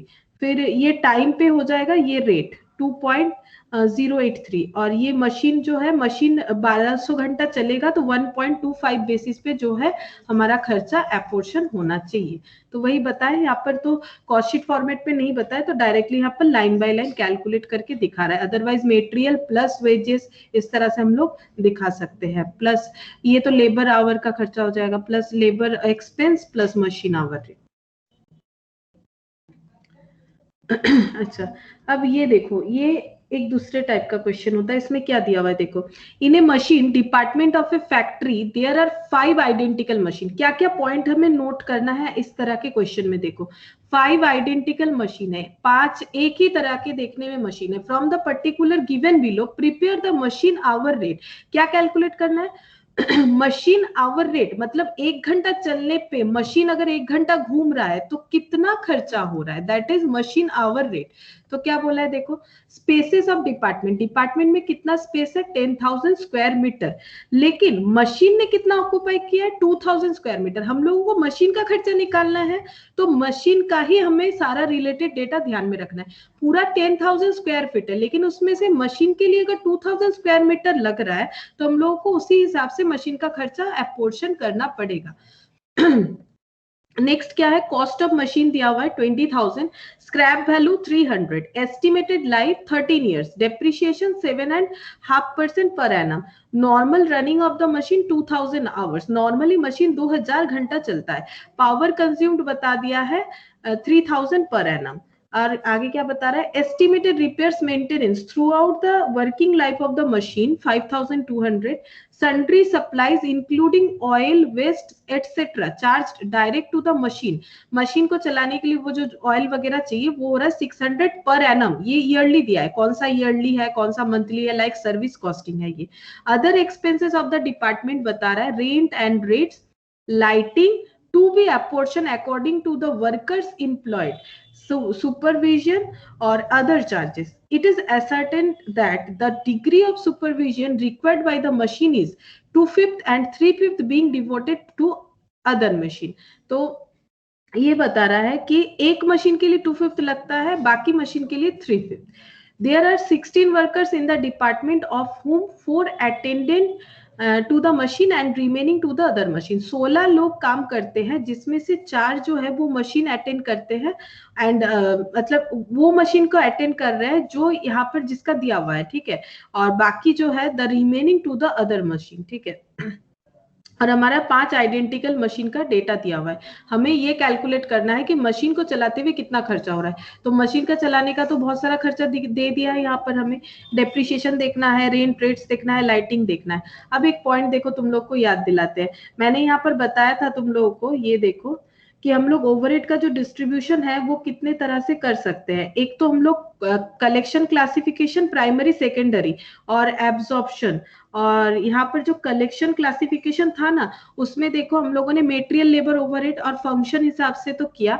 अब देखो क्या आ रहा है बिहेवियर के हिसाब से, फिक्स्ड वेरिएबल सेमी वेरिएबल, ये उस वो वाला केस है जहां पर हम लोग fixed variable semi variable check करेंगे, जस्ट लाइक सर्विस कॉस्टिंग। तो देखो एक हम यहाँ पर करके तुम लोग को दिखाते हैं इस तरह का क्वेश्चन कैसे करना है हमें।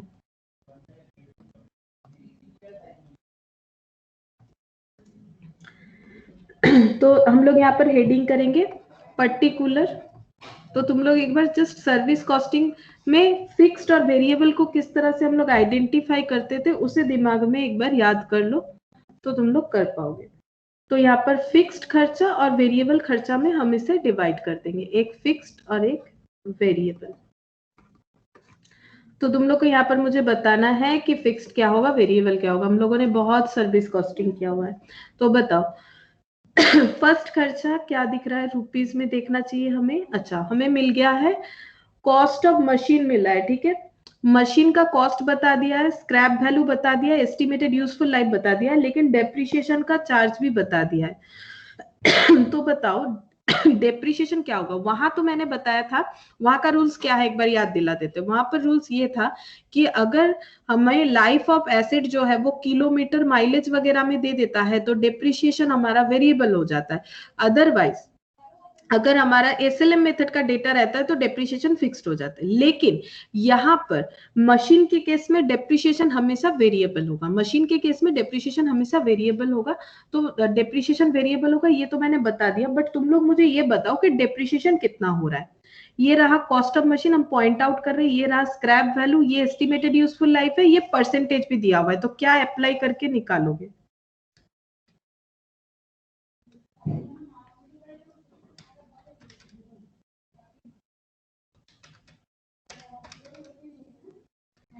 डायरेक्ट परसेंटेज लगा दो, कितना हो रहा है।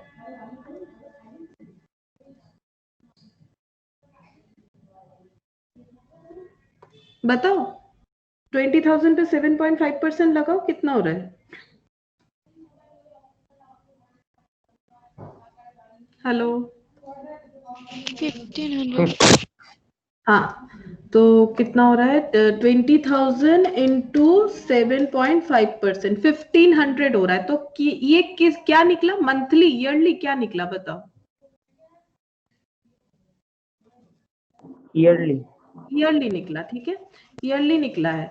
तो हमें चाहिए रेट पर आवर, हमें चाहिए रेट पर आवर, ठीक है। तो कैसे कैलकुलेट करेंगे, रेट पर आवर चाहिए हमें, डेप्रिसिएशन का भी रेट पर आवर चाहिए। एक काम करते हैं यहाँ पर एक टोटल भी लिख लेते हैं, ठीक है टोटल भी लिख लेते हैं।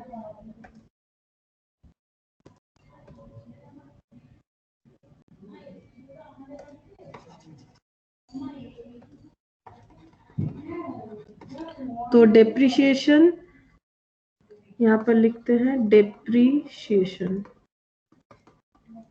ये वेरिएबल हो रहा है। डेप्रिसिएशन का हमारा खर्चा हो रहा है 20,000 इंटू 7.5%, ये ईयरली आ जा रहा है। अब ईयरली को अगर मुझे आवर बेसिस पे कन्वर्ट करना है तो टोटल नहीं भी लिखेंगे तो होगा। बताओ ईयरली को अगर आवर बेसिस पे कन्वर्ट करना है, रेट पर आवर ही तो चाहिए।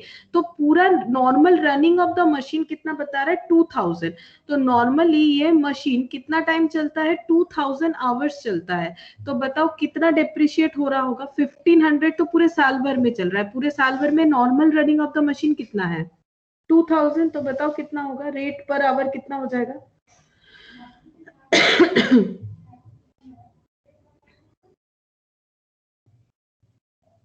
बताओ normal running of the machine 2,000 per hour तो बता दिया है।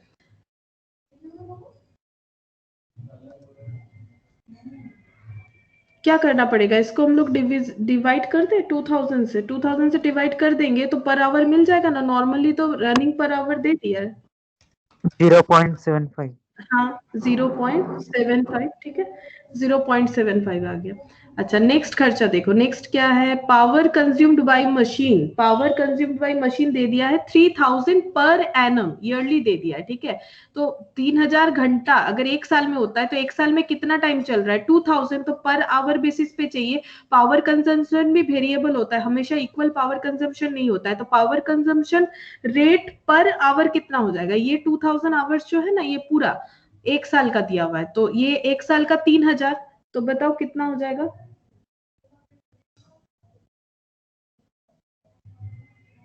3000 पर एनम अगर पावर कंजम्पशन है, 2000 आवर्स चलने से 3000 पर एनम पावर कंजम्पशन है, तो बताओ कितना होगा।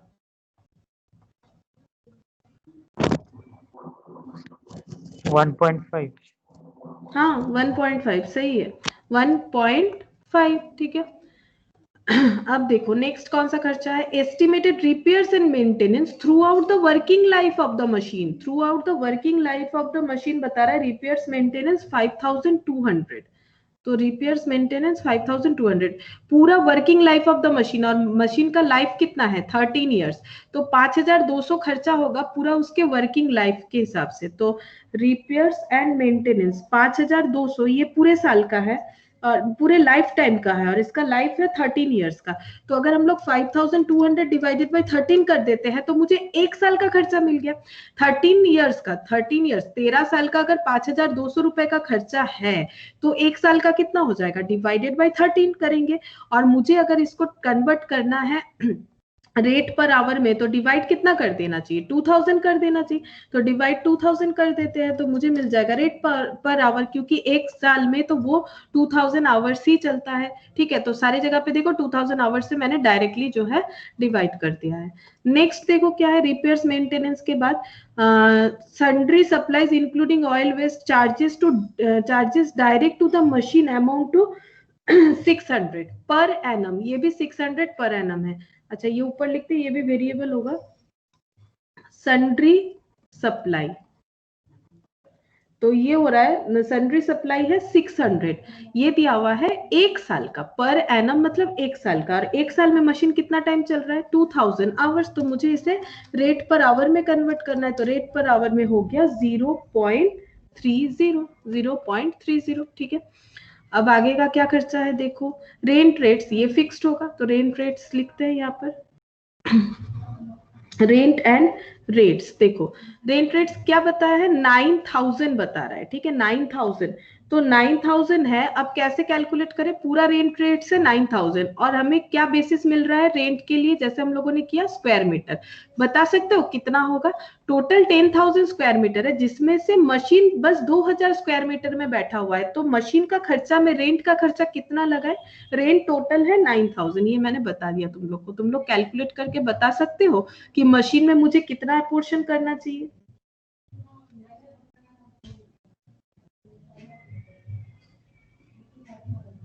पूरे 10,000 मीटर का ही तो मुझे रेंट बता के रखा है। 1800 करेक्ट, 10,000 मीटर का 9000 का खर्चा आ रहा है, ठीक है। तो एक मीटर का कितना आ जाएगा 9000 डिवाइडेड बाय 10,000 इंटू 2000 करेंगे तो हमें रेंट मिल जाएगा। लेकिन ये कब का मिला, ये हमें मिल गया है पूरे टोटल एक साल का मिल जाएगा, ठीक है। लेकिन मुझे इसको भी क्या करना पड़ेगा, आवर बेसिस पे ट्रांसफर करना पड़ेगा। तो पहले हम एक बार टोटल निकाल के दिखाते हैं।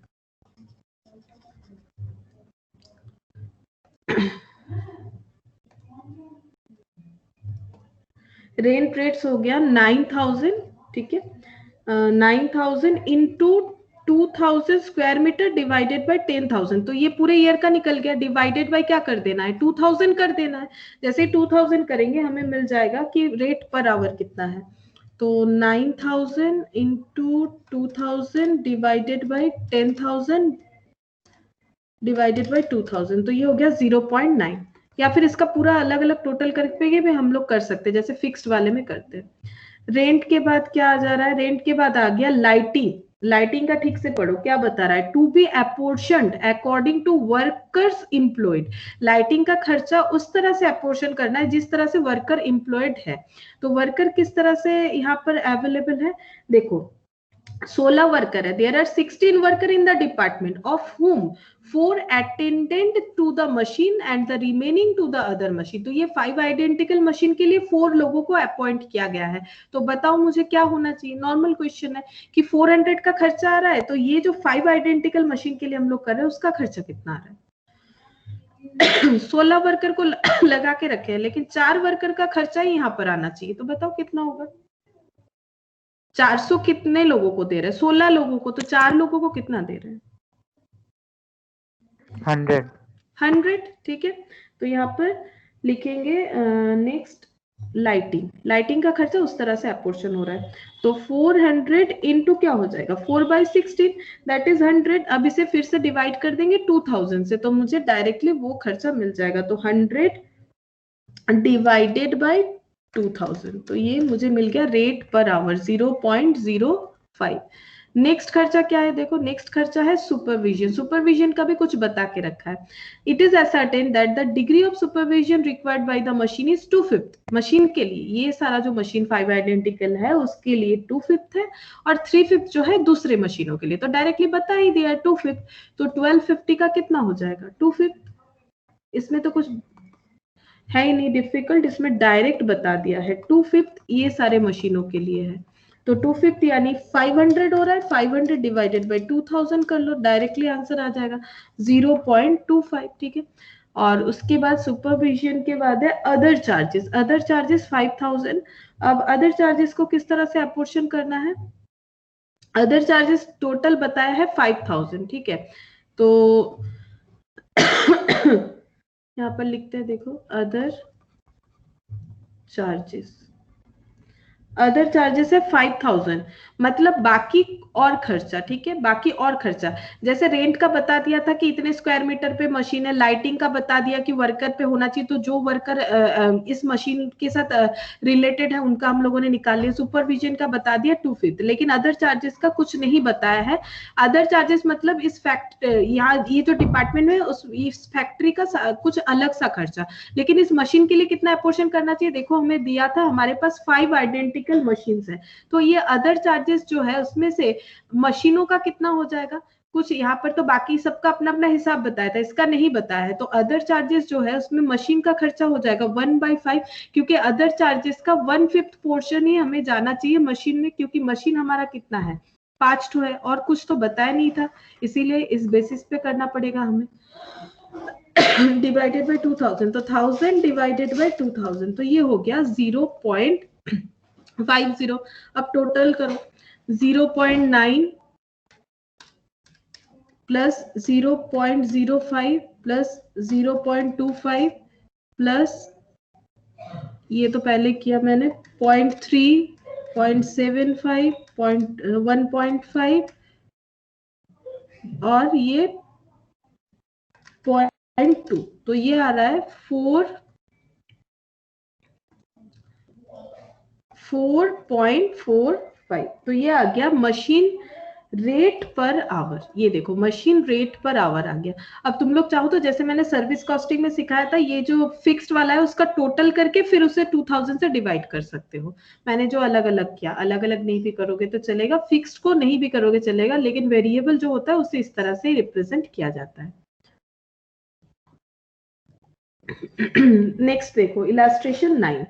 इलास्ट्रेशन 9 भी इसी तरह का एक क्वेश्चन है। कॉस्ट बताया है, मशीन आवर रेट कैलकुलेट करना है, scrap value, estimated working life, estimated cost of repairs maintenance during life, मतलब पूरे लाइफ का, standing charges of shop for 4 weekly period, working hours 4 weekly period 100 hours, number of machine in the shop each of which is liable for equal charges are 30 machines, power used per hours 4 unit 10 पैसा per unit। ठीक है, बस इतना ही बताया। इससे हम लोग को मशीन आवर जो है वो कैलकुलेट करना है। तो यही से हम लोग देखते हैं। देखो हम लोग को क्या करना पड़ेगा, हम लोग को पहले फिक्स्ड और वेरिएबल में खर्चा जो है ट्रांसफर कर लेना पड़ेगा, और यहाँ पर डायरेक्टली बता दिया है कौन सा हमारा फिक्स्ड खर्चा, ये रहा स्टैंडिंग, बाकी सारा वेरिएबल है। तो हम लोग सिर्फ यहाँ पर कैलकुलेट कर लेते हैं। तो स्टैंडिंग चार्जेस हमारा कितना बताया है 3000 बताया है। 3000 कितने दिन का खर्चा है 4 वीकली पीरियड का खर्चा है। 4 वीकली पीरियड में कितना टाइम काम होता है? 100 आवर्स काम होता है। 4 वीकली पीरियड में 100 आवर्स काम होता है। तो 100 आवर्स काम होने पे कितना खर्चा हो रहा है? 3000। इसका मतलब है 100 आवर्स काम होने पे कितना खर्चा हो रहा है? 3000 का खर्चा हो रहा है। मुझे 100 आवर्स का खर्चा नहीं चाहिए, मुझे क्या चाहिए? मुझे चाहिए मशीन आवर रेट। ठीक है, मतलब 1 घंटा मशीन चलने पे कितना खर्चा हो रहा है ये चाहिए। तो बताओ 1 घंटा मशीन चलने पे कितना खर्चा होगा? ये तो बहुत इजी हो गया, 3000 रुपीज का खर्चा हो रहा है 100 आवर्स काम होने पे। तो 1 आवर्स पे कितना खर्चा होगा बताओ?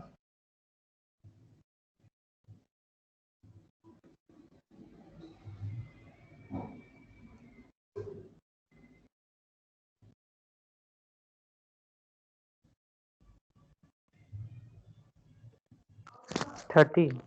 30। लेकिन नीचे एक पॉइंट है, देखो, number of machines in the shop each of which is liable for equal chargeable are 30 machine. ठीक है, तो ये तो हमारा आया, देखो ये हमारा आ रहा है कितना? 3000 रुपीज का खर्चा हुआ है 100 आवर्स काम करने के लिए, तो पर आवर पे हो गया 30 रुपीज, 30 पर आवर। लेकिन ये बोल रहा है कि इक्वल चार्जेबल टू 30 मशीन है, ये 30 मशीन के बराबर है। मुझे चाहिए machine hour rate for a machine. तो फिर मुझे फिर से इसे कितने से डिवाइड करना पड़ेगा? 30।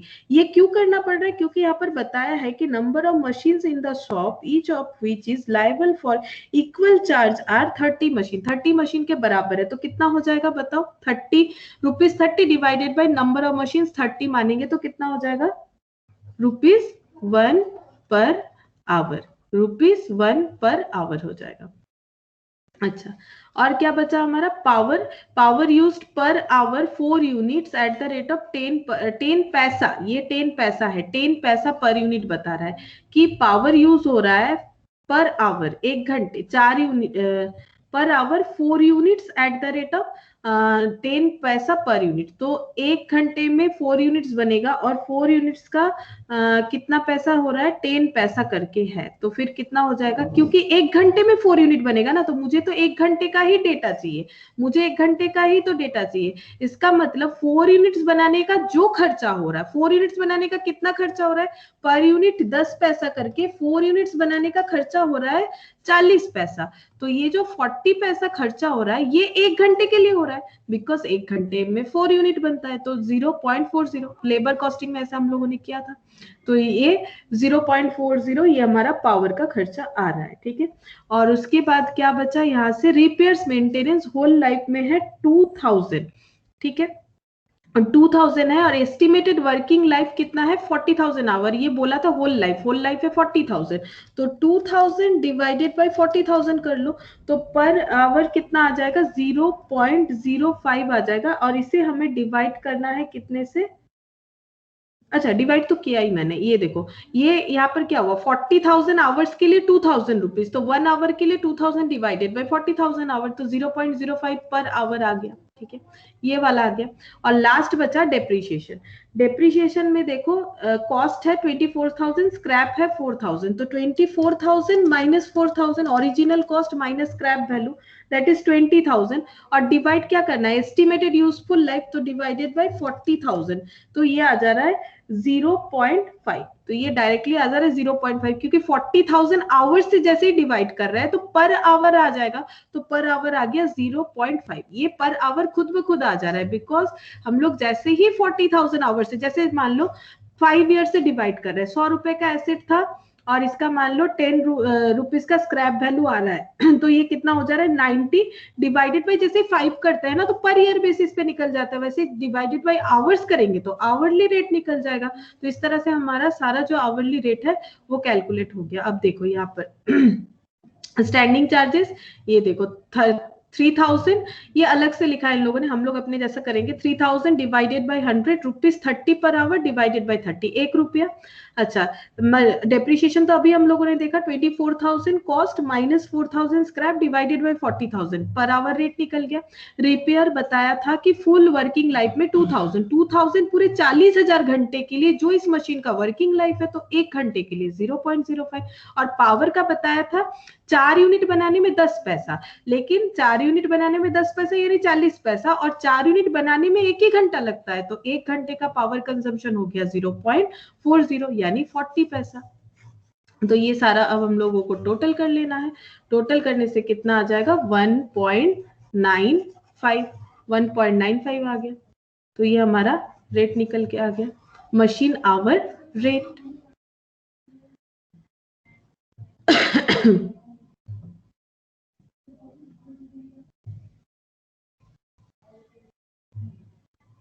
अच्छा,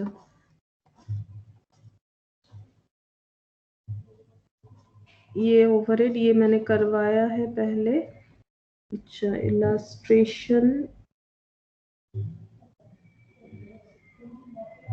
इलास्ट्रेशन 12 में देखो क्या दिया है। In a factory, the expenses of factory are charged on a fixed percentage basis on wages, and office overhead expenses are calculated on the basis of percentage of works cost. तो material 12,500, 18,000 बोला क्या है, एक बार फिर से पढ़ते हैं। देखो बोल रहा है कि एक फैक्ट्री में expenses of factory are charge, किस तरह से चार्ज होता है, on a fixed percentage basis. एक परसेंटेज इन लोगों ने फिक्स्ड करके रखा है, उसी बेसिस पे होता है। और बेसिस क्या है, on wages and office overhead expense. तो वेजेस और ऑफिस ओवरहेड एक्सपेंस पे एक फिक्स्ड परसेंटेज बेसिस पे चार्ज किया जाता है। इसका मतलब ये है कि ऑफिस और वेजेस का एक्सपेंस को एक फिक्स्ड एक्सपेंसेस बेसिस पे चार्ज किया जाता है, फिक्स्ड परसेंटेज बेसिस पे चार्ज किया जाता है। और हम लोग को कैलकुलेट करने बोला है वर्क्स कॉस्ट। तो देखो ये थोड़ा मैथमेटिकल बात है यहाँ पर, बाकी कुछ है नहीं। मेटेरियल 12,500 और यहाँ पर है 18,000, वेजेस 10,000, 14,000। तो मेटेरियल और वेजेस को ऐड करेंगे, प्राइम कॉस्ट मिल गया। नेक्स्ट बताया है देखो, और कुछ नहीं बताया, डायरेक्ट हमें सेलिंग प्राइस बता दिया है, percentage of profit on cost बताया 15%, 12%। हमें फाइंड आउट करने बोला है फैक्ट्री ओवरहेड और ऑफिस ओवरहेड, जो दिया नहीं है। तो अगर हम लोग ये एज्यूम कर लेते हैं, हमें बोला ना एक फिक्स्ड परसेंटेज फैक्ट्री पे चार्ज होता है, एक फिक्स्ड परसेंटेज जो है वो वेजेस पे चार्ज होता है, वेजेस एंड फैक्ट्री पे चार्ज होता है। तो यहाँ पर देखो एज्यूम कर लिया है कि x and y be the percentage of works overhead and wages and office overhead. तो फैक्ट्री ओवरहेड कितना है, x%, ठीक है। फैक्ट्री ओवरहेड कितना है, x% मान रहा है। तो x% ऑफ क्या है, वेजेस। वर्क्स ओवरहेड यानी फैक्ट्री ओवरहेड, जो वर्क्स ओवरहेड है वही फैक्ट्री है, वही प्रोडक्शन है।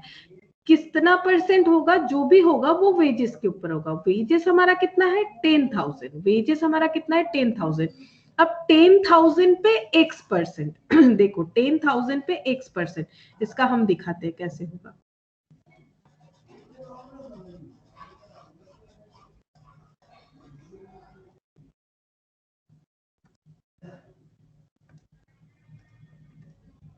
अच्छा, ये ऑर्डर 1 ऑर्डर 2, ठीक है। मेटेरियल वेजेस ये दोनों ले लिया, 12,500, 18,000, 10,000, 14,000, ये दिया हुआ है क्वेश्चन में, ये दिया हुआ है हमारे क्वेश्चन में। चलो हम लोग क्वेश्चन से करते हैं, ये दिया हुआ है। तो यहाँ पर टोटल हो गया 22,500, 32,000। ऐड करेंगे फैक्ट्री ओवरहेड जो कि हमें देना है समथिंग परसेंटेज ऑफ वेजेस। तो वेजेस इसका कितना है 10,000, तो 10,000 इंटू, अगर हम मान लेते हैं x% है तो x/100, ठीक है। 10,000 इंटू x/100, और ये हो जाएगा 14,000 इंटू, ये x मान रहे हैं तो इसे कितना मानेंगे, ये भी x होगा क्योंकि फिक्स्ड है। देखो fixed percentage basis of wages, तो वेजेस का फिक्स्ड परसेंटेज, तो वेजेस का अगर ये 10% है तो 10,000 का 10%, 14,000 का 10%, दैट इज फिक्स्ड परसेंटेज। तो फैक्ट्री ओवरहेड जोड़ेंगे तो क्या मिलेगा, फैक्ट्री कॉस्ट, ठीक है। अब ये कितना बन गया, ये दोनों हटा दो, 100x 22500 प्लस क्या हो जाएगा 100x, और ये क्या बन गया, ये बन जाएगा 32,000 प्लस 140x। अब नेक्स्ट देखो क्या बोल रहा है, और क्या है ऑफिस ओवरहेड, इसके बाद ही आ जाता है ऑफिस ओवरहेड। ऐड करेंगे ऑफिस ओवरहेड। ऑफिस ओवरहेड एक फिक्स्ड परसेंटेज ऑफ लगाना है, किसके ऊपर, ये भी लगाना है हमें on the basis of Fixed percentage on wages and office overhead expenses are calculated on the basis of percentage of works cost. अच्छा, इसके परसेंटेज पे लगाना है तो ऑफिस ओवरहेड हो जाएगा वर्क्स कॉस्ट यानी फैक्ट्री कॉस्ट, जो वर्क्स कॉस्ट है वही फैक्ट्री कॉस्ट है। तो 22,500 प्लस 100x का हम मान लेते हैं y%, ठीक है। और यहाँ पर 32,000 प्लस 140x का y%, that is y by 100। तो ये कितना आ जा रहा है यहाँ पर चेक करना पड़ेगा और सारा टोटल करके हमें मिल जाएगा टोटल कॉस्ट, क्योंकि आगे तो कुछ बताया नहीं टोटल कॉस्ट।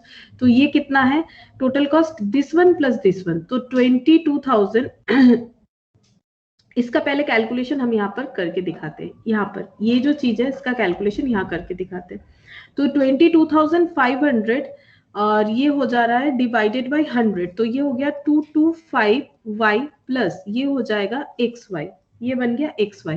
ये कितना बन जाएगा, ये देखो y बाई 100 है तो 100 कैंसिल, 3200y प्लस ये हो गया 140, तो 140 बाई 100, 140 बाई 100 आ रहा है तो 1.4 y, ठीक है, 1.4 xy, ठीक है। यहाँ x भी है, यहाँ x भी है, शायद तुम लोग कॉपी में देखो, ठीक है, यहाँ पर इससे थोड़ा ढक गया है। तो 1.4 सिमिलरली इसी तरह से मैंने इंटू किया है 1.4 xy।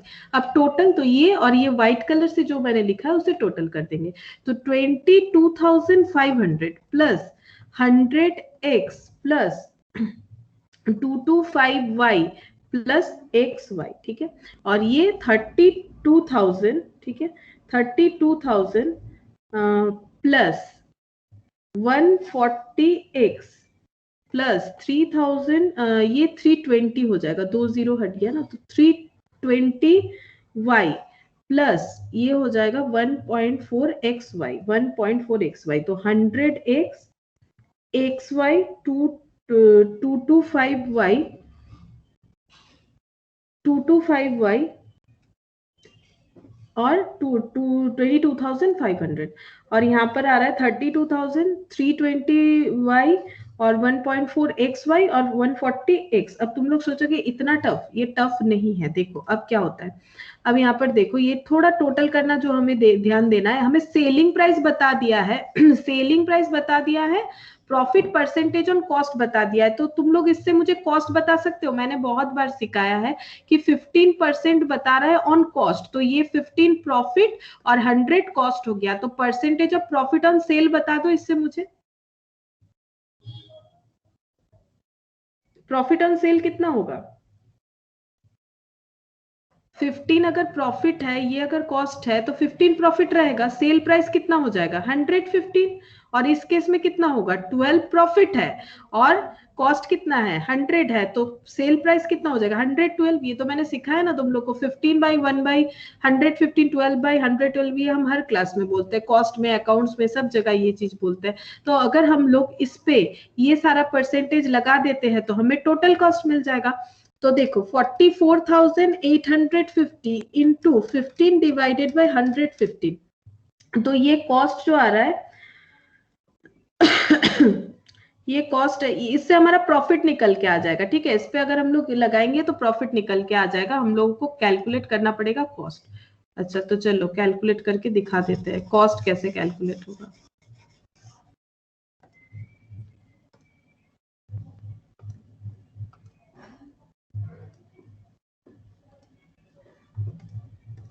तो 44,000, ये देखो 44,850 है सेलिंग प्राइस और प्रॉफिट है 15%, इस केस में 15% है, ठीक है।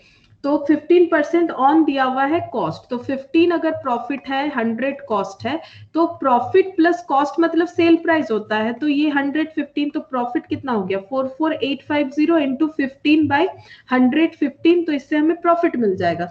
तो 44,850 डिवाइडेड बाई 115 इंटू 15, तो प्रॉफिट हो रहा है 5850, तो कॉस्ट कितना हो जाएगा माइनस कर दो 44,850, तो माइनस कर दिया 39,000 कॉस्ट आ गया। सिमिलरली दूसरे वाले में 61,880 इंटू हो जाएगा 12/112, इससे हमें प्रॉफिट मिल जाएगा 61,880 इंटू 12/112, तो ये हो जाता है 6630, माइनस कर देते हैं 61,880, तो हमें मिल जाएगा प्रॉफिट। कॉस्ट मिल गया 55,250। देखो यहाँ पर भी आ गया है, ठीक है। अब हम लोगों ने तो टोटल कॉस्ट ही निकाला था ना, हम लोगों ने क्या निकाला था, टोटल कॉस्ट, तो ये इक्विवेलेंट टू कितना हो जाएगा, अभी हम लोगों ने कितना निकाला, देखो कितना निकाला है 39,000, तो ये इक्विवेलेंट टू हो गया 39,000, और ये इक्विवेलेंट टू कितना हो जाएगा, ये इक्विवेलेंट टू हो जाएगा 55,250। अब हमें इक्वेशन सॉल्व करना है। अगर इक्वेशन सॉल्व करोगे ना तो एक्स वाई ऐसे ही कैंसिल हो जाएगा। हम दिखा देते हैं तुम लोगों को एक बार सॉल्व करके।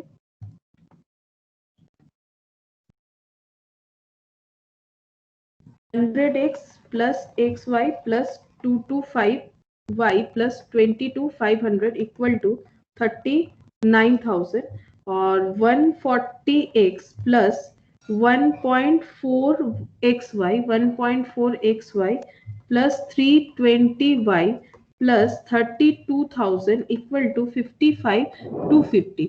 तो ये सारा इधर ट्रांसफर करना पड़ेगा, ट्रांसफर करके इसे हमें सॉल्व करना पड़ेगा।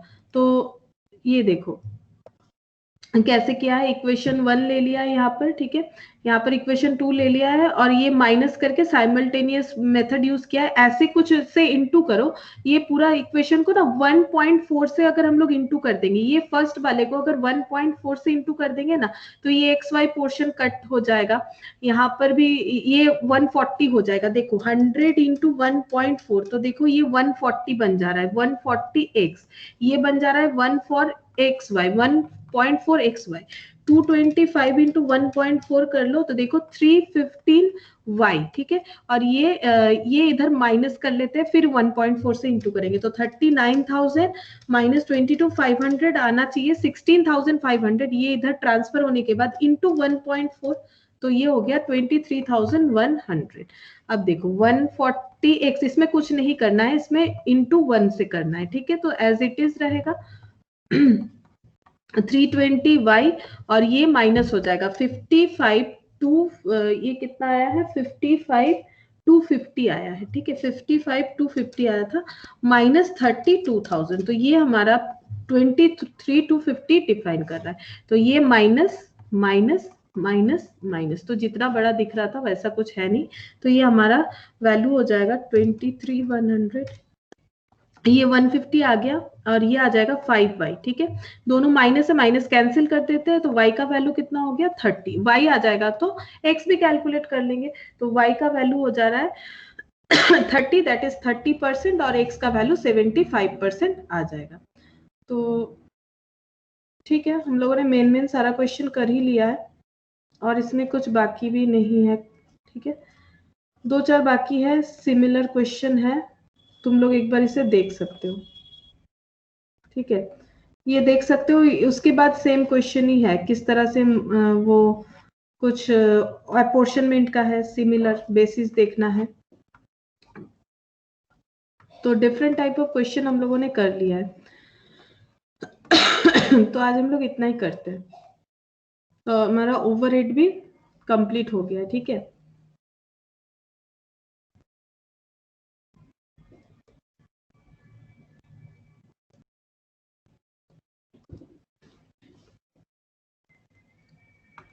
बाकी तुम लोग